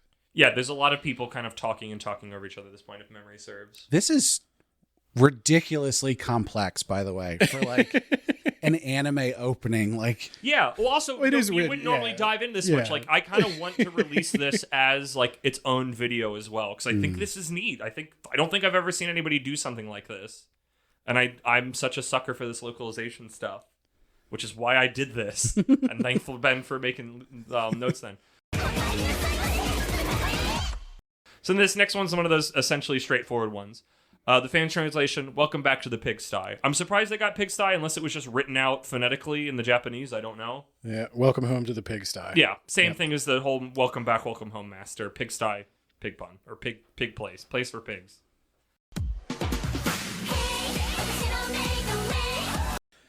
And then we get into the actual, like, okay, the maids are on stage. It's time to dance into a cutesy number.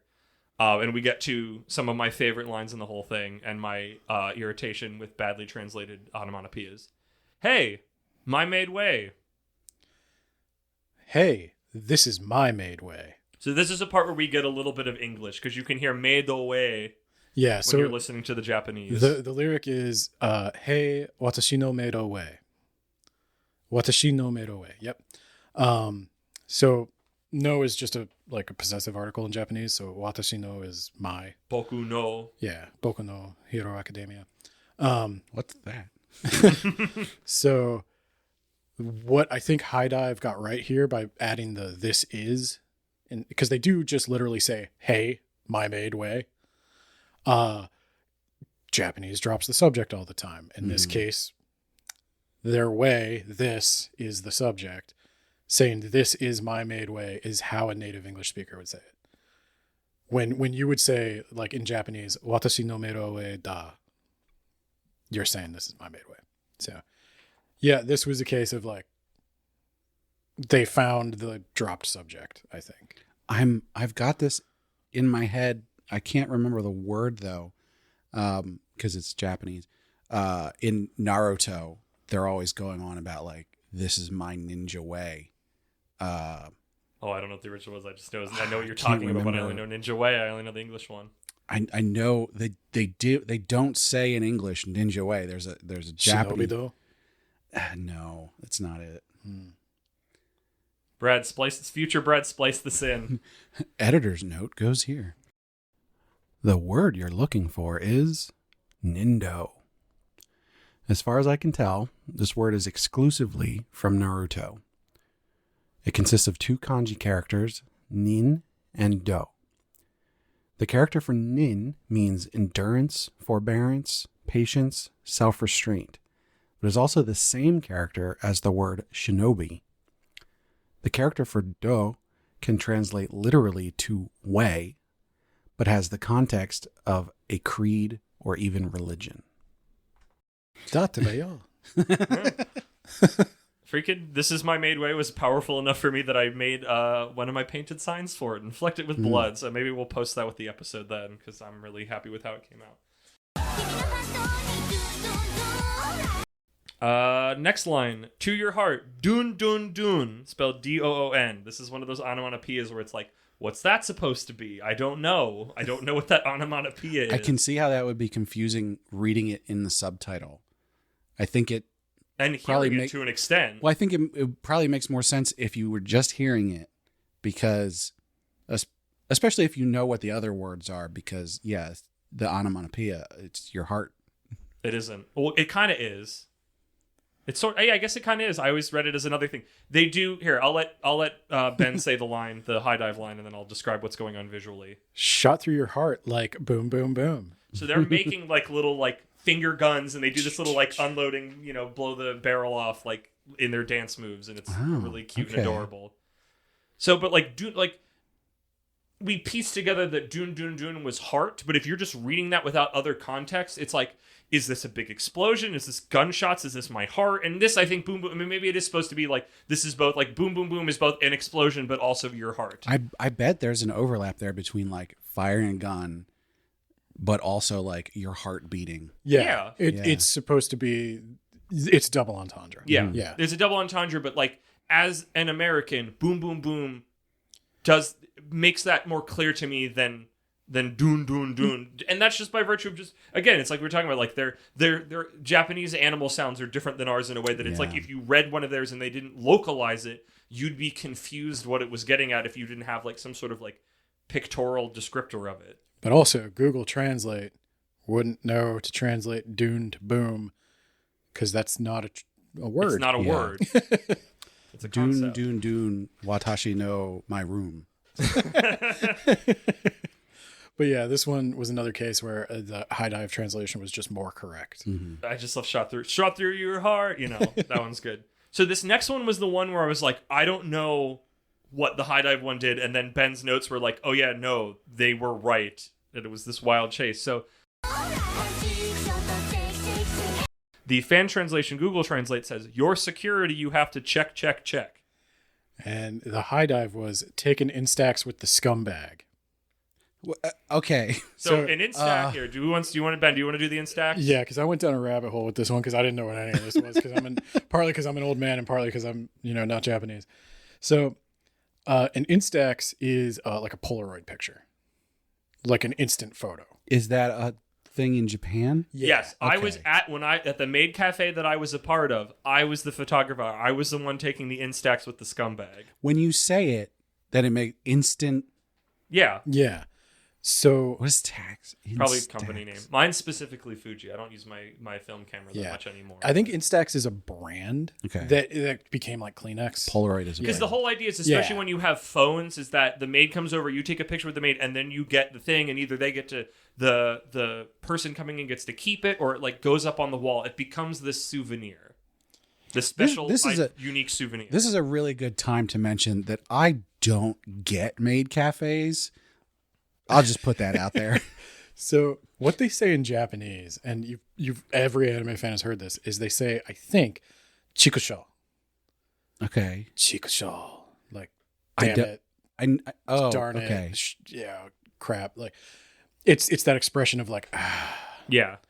And I think they say, chikusho, instax. That's the actual lyric.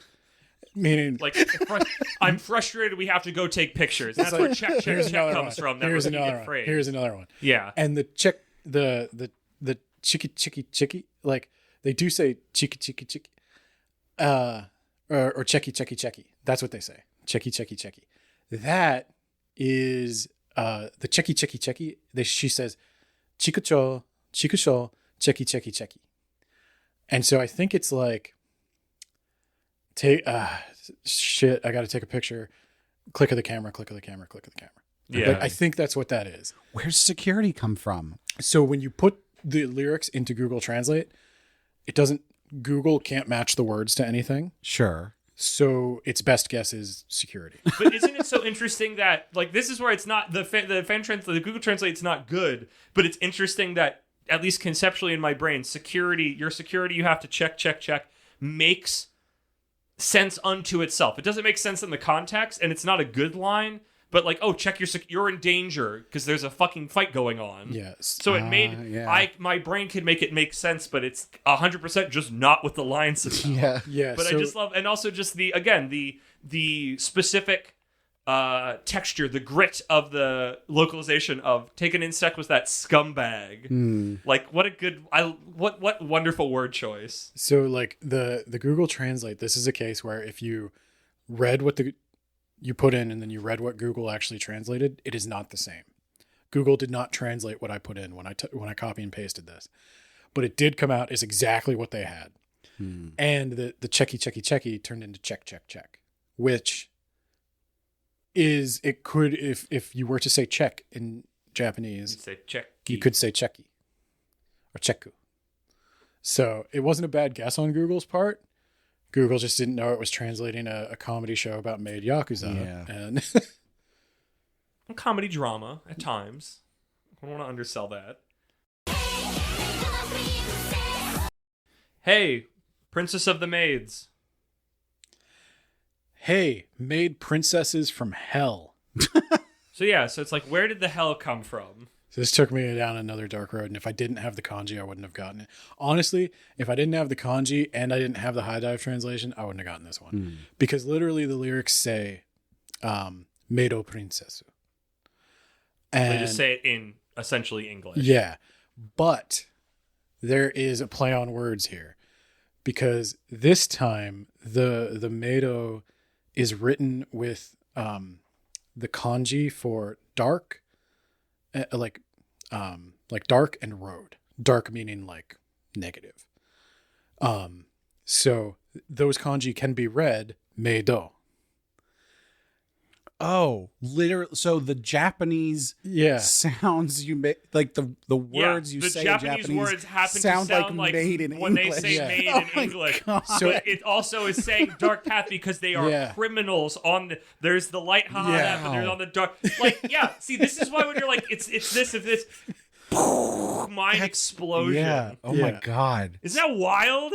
That's okay. So You're speaking. You guys speak English? No, we speak Gronkian. No, it sounds like English. No, we're speaking Gronkian. Like, it just happens to be like wild, incredible. when you're listening to them say it out loud, It just sounds like Meido. it sounds Meido. like they're saying Meido, which they have done elsewhere in the But song. when you read the subtitles on the screen, or if you were Japanese ones, you would see it like or that. if you were right? Japanese, you could hear it like that.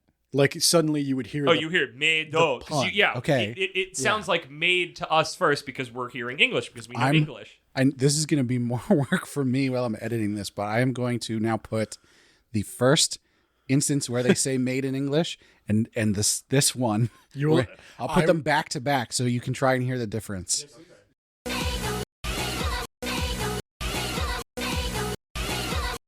This is one where like I don't know how this sounds to a Japanese ear. This is well beyond the limits of my powers. If I didn't have the high dive stuff to work backwards from, I never would have caught it. Mm-hmm. But in the kanji of the lyrics, they use those kanji and they don't use it anywhere else in the song. And the rest of the song, Meido, is I think it's in katakana. That's incredible. Yeah. That's so cool. That is so. See, like this, but this is also the other. This is the other part of localization where it's just like it's not a 4D. There's no pun here in the high dive one because how the heck would you capture that? And that's what some of localization is. We talked about that a couple episodes ago with the Undertale one, where it's like you can't win every battle perfectly. You fight where you can. I wonder if the people who did this translation, like, was it difficult for them? I'm sure. This takes a lot of freaking because you have to know enough about Japanese, you have to know enough to know the puns or if there's any cultural references, and then you have to be clever and creative enough to formulate that into English. You still have to make it creative and interesting. You have to, like I always say, you have to reconstitute the pieces that you've now put through the wire that is the translation to localize it and make it reconstituted into a meal for consumption. And it's so hard.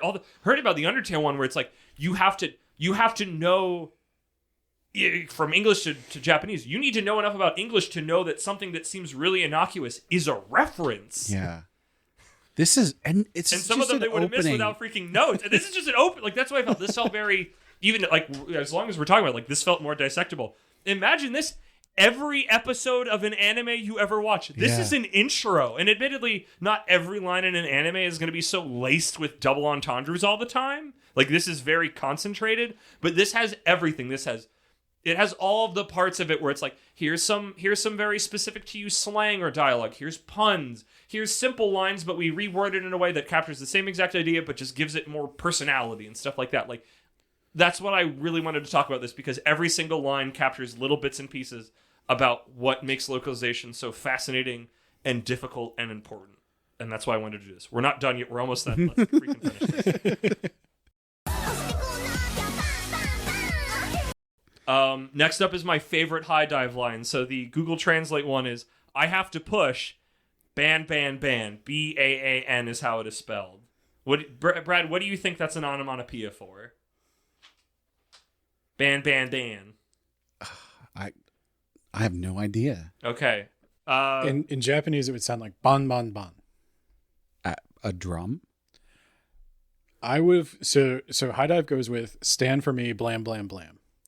I would have guessed bang, bang, bang. Yeah. Myself. And so a gun. But gun earlier noise. we did a gun thing that was doon, doon, doon. Doon. Yeah. So But like when you see bang or blam, you're like, oh, especially with other things, like it much more reads as a sound you know, and not like ban and doon. You're like, what's that?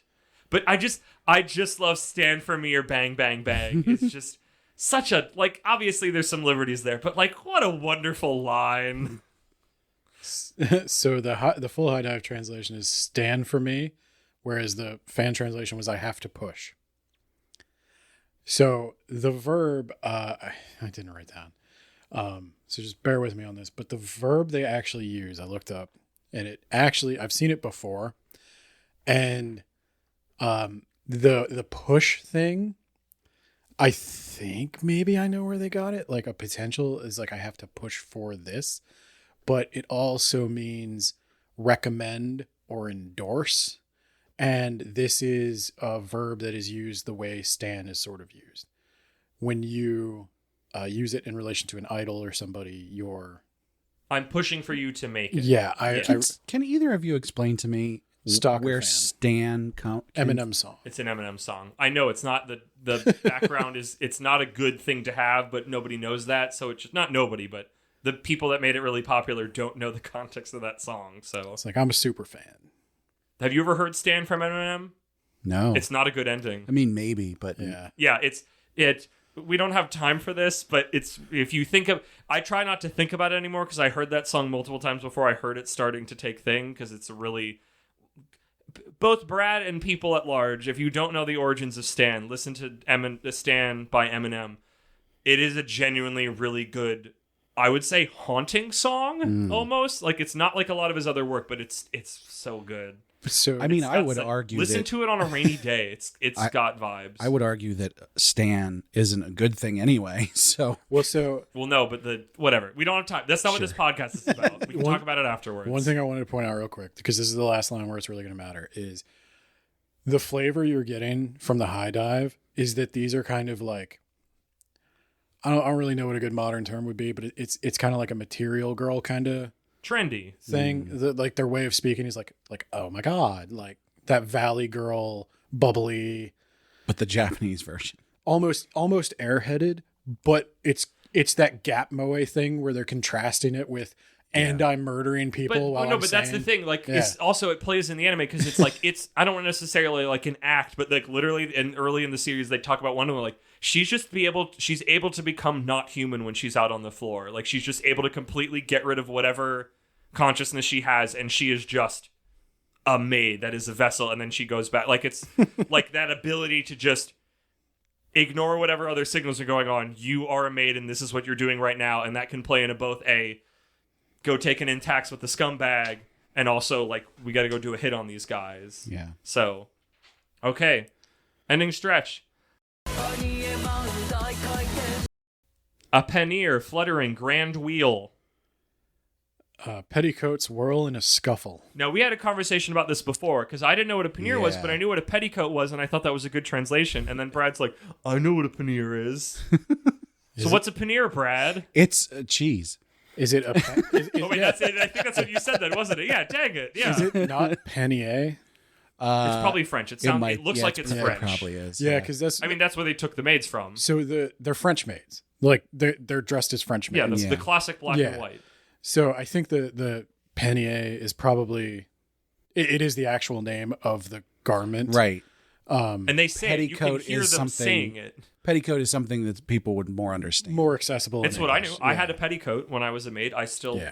have the petticoat if I ever get Petticoat. a new one. Junction. It's the skirt that you. It's the fluffy skirt you wear That's a reference underneath. people get. It's the fluffy skirt you wear underneath your actual skirt that helps both keep things hidden and also puff up the skirt more, so it's more fun. And so that's your petticoat. Yeah. So I think high dives is fine, but I think it's condescending to replace a word just because you don't think I'll know it. Granted, I didn't know it. People would probably think it's cheese. I love petticoats whirl in a scuffle because it also helps that the character saying that is like my favorite one, and she's the one that was like in prison and came back, so her like way of speaking is like a little more old fashioned. And I feel like that line captures that well because she like doesn't really sing any other major lines in the song, so it's just fun to see her Ronco, my favorite, pop up and say a line. Hide and seek at a maid cafe. Hide and seek at the Maid Cafe. Whatever. Yeah. Sometimes translations, the direct translation's correct. It's The not Japanese particle indicates like they don't specify things the way we do. They have a different sort of logic for their particles of speech, and so it's not clear if it is one maid cafe of many in Japanese or a specific maid cafe. But in English, we would make that distinction. And if you would say something like the Maid Cafe, you could be indicating it is the best one. You could. I don't think that they're doing that in this one, but they would say Psycho no Maid Cafe. nice service. Big success. Straightforward. Nice service for booming sales. And We get more explosion. yeah, the boom is better. And also that's probably how we would say it in English. Like they specify that it's nice service for booming sales, whereas the other one is a literal translation of the Japanese where they don't connect them conceptually. they don't use that article. Romance is a no-no. Falling in love is a big no-no. I think they actually literally say no. They say waba da da no, and then they go to the next line. I think based on all the city pop I've ever listened to, if they're going to say romance, they would have said romansu. So I think falling in love is a better translation of this. But they're both valid. It's also foreshadowing for an episode. Wow. Not ours, the Maid Cafe anime, just to be clear. One of ours too. Yeah, true. Foreshadowing. And finally, the last line. In the secret garden. A cutesy garden of secrets. So the only note It does end on that, yeah. the only note I really have on this one is I didn't recognize the word, so I looked it up in the dictionary, and it was flower garden. So I don't know if it's a secret flower garden. That's what it literally says. I don't know if a flower garden in Japan carries the connotation of being cutesy. I think it's the idea that like the Maid Cafe yeah. is this secret garden of, beautiful beautiful flowers. So hidden away where romance isn't, love is a no-no. Here is this secret garden of these cute women dressed as animals. I mean, at this point, I'd give it to High Dive. I'm assuming the person who translates this is fluent, and I am not by any stretch. So There's also the thing, and this is probably not what they're going for, but the fact that they say secret, there's the thing where, women need to go to the powder room. They say, I'm going to go pick flowers. I've never heard that. never heard before. that? I thought you were going to say but I something did. else, but I have exactly heard what I thought. secret garden as a thing for like genitalia. Yeah. I have heard that. So I I wonder, can see. this could be one of those ones where there's like multiple levels to it. Maybe. This, I said it before and I will say it again. Despite being about women in maid outfits, this anime is not horny, and I really respect it for that. There is something about like I wonder if that's like a Western connotation that maybe they weren't going for. Is like secret garden for us, I think is like Eden, forbidden. Yeah. Like Yeah. I don't know if that really. Maybe I'm putting something on that's not there. Secret eating. I mean, there could be other, like, I don't know, like, I feel like that could also be some turn of phrase in Japanese as Yeah. well, if it translated so literally. If flower garden, I could see that just being like an especially cutesy garden. I think it also just makes me think of the garden from Spy Family, where what's her name lives, the one that sends out Yor on the hit contracts. When I'm looking stuff up, if anybody cares, I was looking all this stuff up on gshow.org. which is like the online dictionary I like. And it's not so great with the slang. Like normally if I want to look for slang, I got to go trolling through Japanese forums. I mean, it's already hard enough to figure out slang in English, let alone another language where you can't get like I don't know if that's what that means, because we don't get as many opportunities to But see you it can and use. very easily just look it up on Urban Dictionary. In English. If you're aware of a Japanese equivalent, like a native Japanese equivalent of Urban Dictionary, comment, because I would love that. Well, Yeah, that'd and be useful. something we should say, like, we do have some listeners who have some good information. We actually just got a comment on one of our YouTube versions of heroin addiction, and I will give a shout out on the next episode there. But they gave us some information on Fantasy of a Stepmother about some of the history and regions and stuff. So if anybody's listening and they have more insight into this whole thing and the localizations and everything, please let us know. You'll definitely get a shout out, and we'll talk all about it. So Yeah. But no, this was my segment. I loved this show so much that I was like, I want to do something with it. And after experiencing this and me being always up about localization, this felt like, comparing them felt like such a like perfect way to show that difference in example between translation and localization, while still keeping the sort of a lot of the feel of it, this thing that is very specifically Japanese of the Maid Cafe and to an extent of the Yakuza. So I think it was just really cool to talk through it and show other people that, because we can talk about like, oh, this little thing here and there, but when you can literally go bit by bit through something that is, even if it took us a while, as bite-sized as an intro that you would watch in like a minute and a half, that even in that there's so much going on that you can see or not see. Yeah. So, or experience. Well, and like all the puns and stuff. Yeah. Like, we talk about Japanese humor not always translating to it. It's like, it's there. There's wordplay. This is good. Yeah, writing. like wordplay, like not always necessarily like funny, but like wordplay, the double entendres, the whole like fully loaded and the visuals going on. Like there's like that intro pops a lot more when you have that fun dialogue going with it, and not just like, here's a standard, here's the bare minimum to get you the concept, but no like there's no flavor or fun. You know, you can't just eat flavorless things all the time. You need some spice in it. It's like the whole show itself is because it's that really like obnoxiously cutesy voices, like you said. Like it's an adult woman going as high pitched as she possibly can because guys find it cute, and I don't like that myself. Yeah. But the contrast of it actually being smart, double entendre, they're communicating, like they're using this cutesy language to communicate something kind of dark.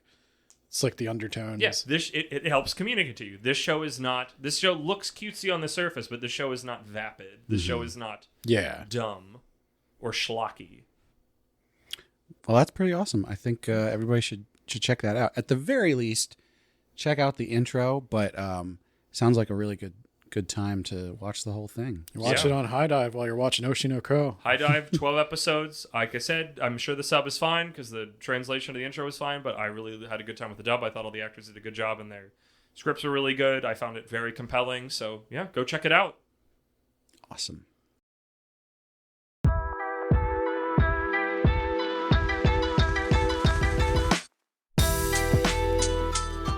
Well, thank you for listening to That Time I Got Reincarnated in the Same World as an Anime Podcaster.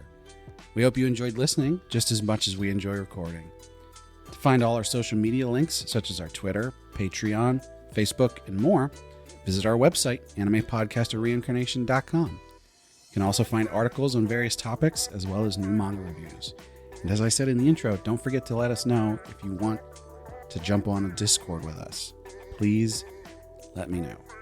We would love to hear from you on any of those social platforms, or you can leave a comment on the site. You can even just send an email to isekai-sensei-sama@gmail.com. We're always looking for feedback, like I just said, and we want to know how you guys want to connect with us. If you prefer to listen to the podcast in high-quality stereo, be sure to check out our YouTube channel, where we simul-release all of these episodes. And before we go, I want to remind you to check out Sugoi Mart, where you can get 15% off your first order by using the link in the description or by using the code APR15 at checkout. Ben, what do you got going on with Words About Books now? Oh, you guys actually like this. We're doing Battle Royale by Koshun Takami. Nice. Is that like a book? It's a book. I did not know it was a The book came first. Yeah, the book came first, and then he did a manga, and Words then about book books. then he did a movie. It's a good. It's not a good book necessarily, but especially in a modern American context. God, but Ooh, yeah. yeah, but it's fun. It's fun. It's fun. It's a horror book. There's a big content warning on it, but yeah, if you're up for that, I think it's a good time. The kid with the ponytail. Well, thanks again for listening. And if you find yourself transported to a different world, please remember that the staff are people too. No, I'm only cute.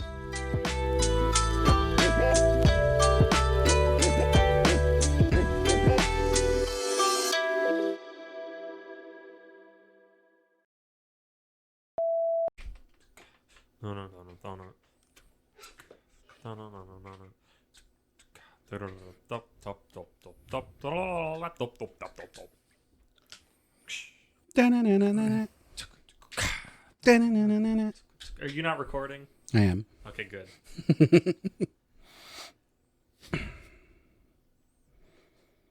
I should have just had it recording all the time.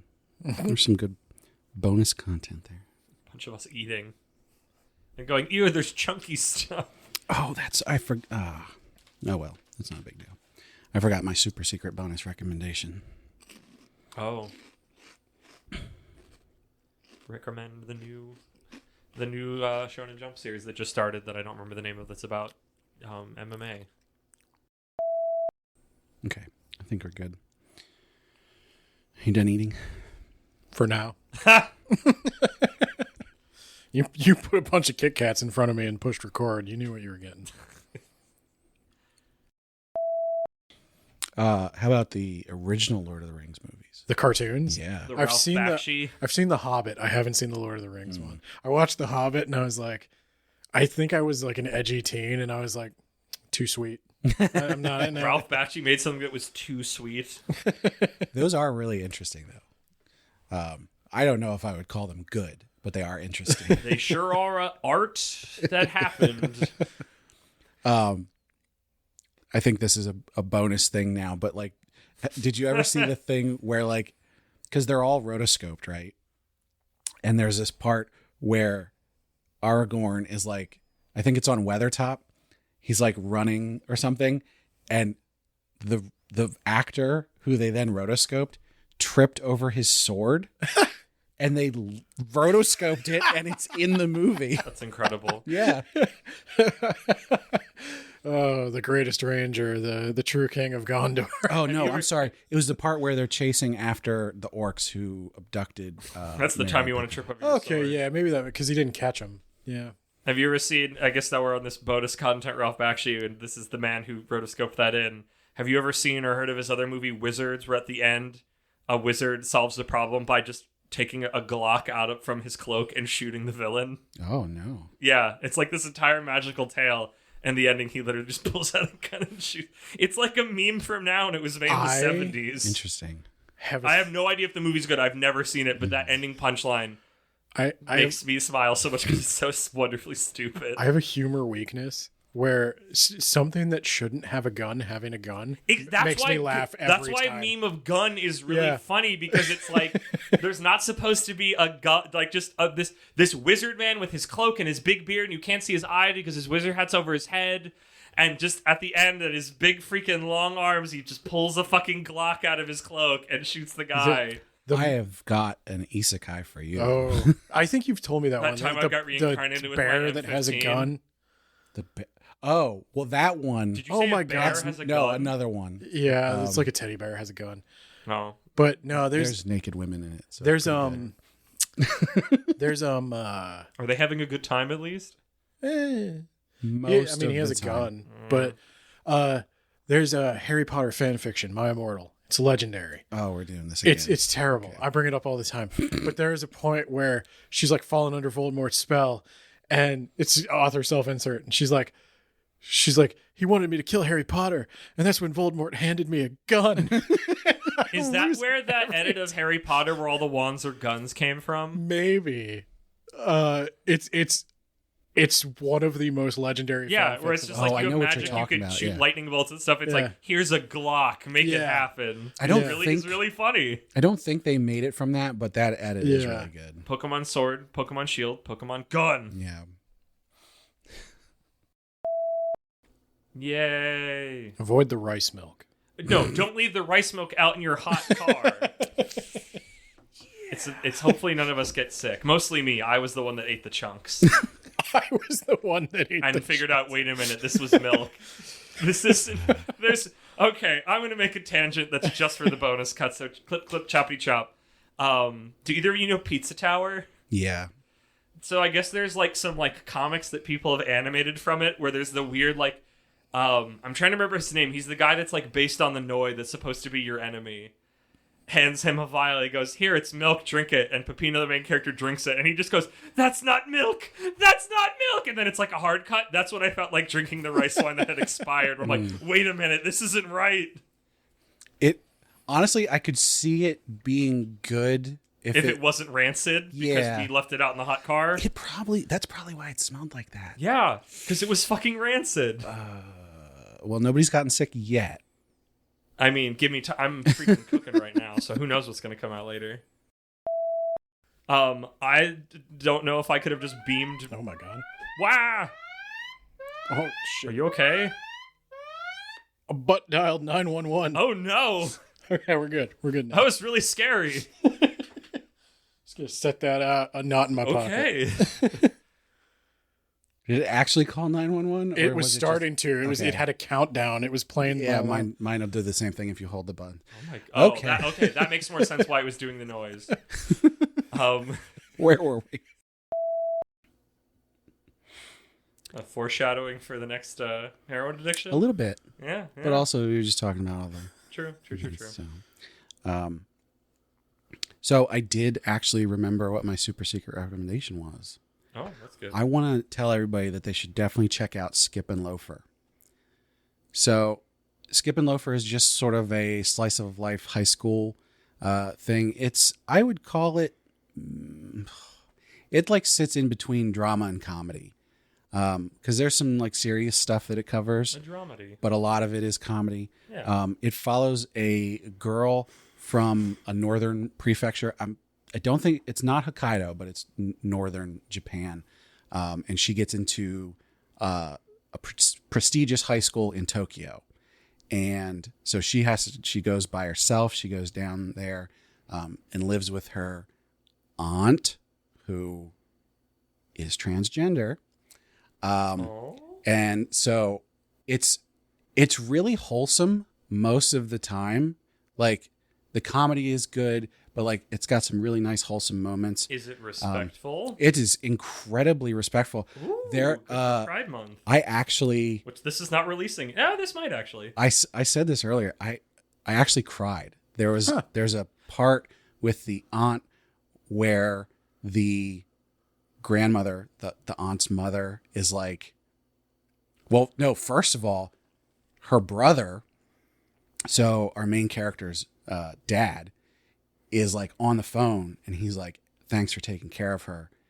You know you can come back anytime. Like we miss you."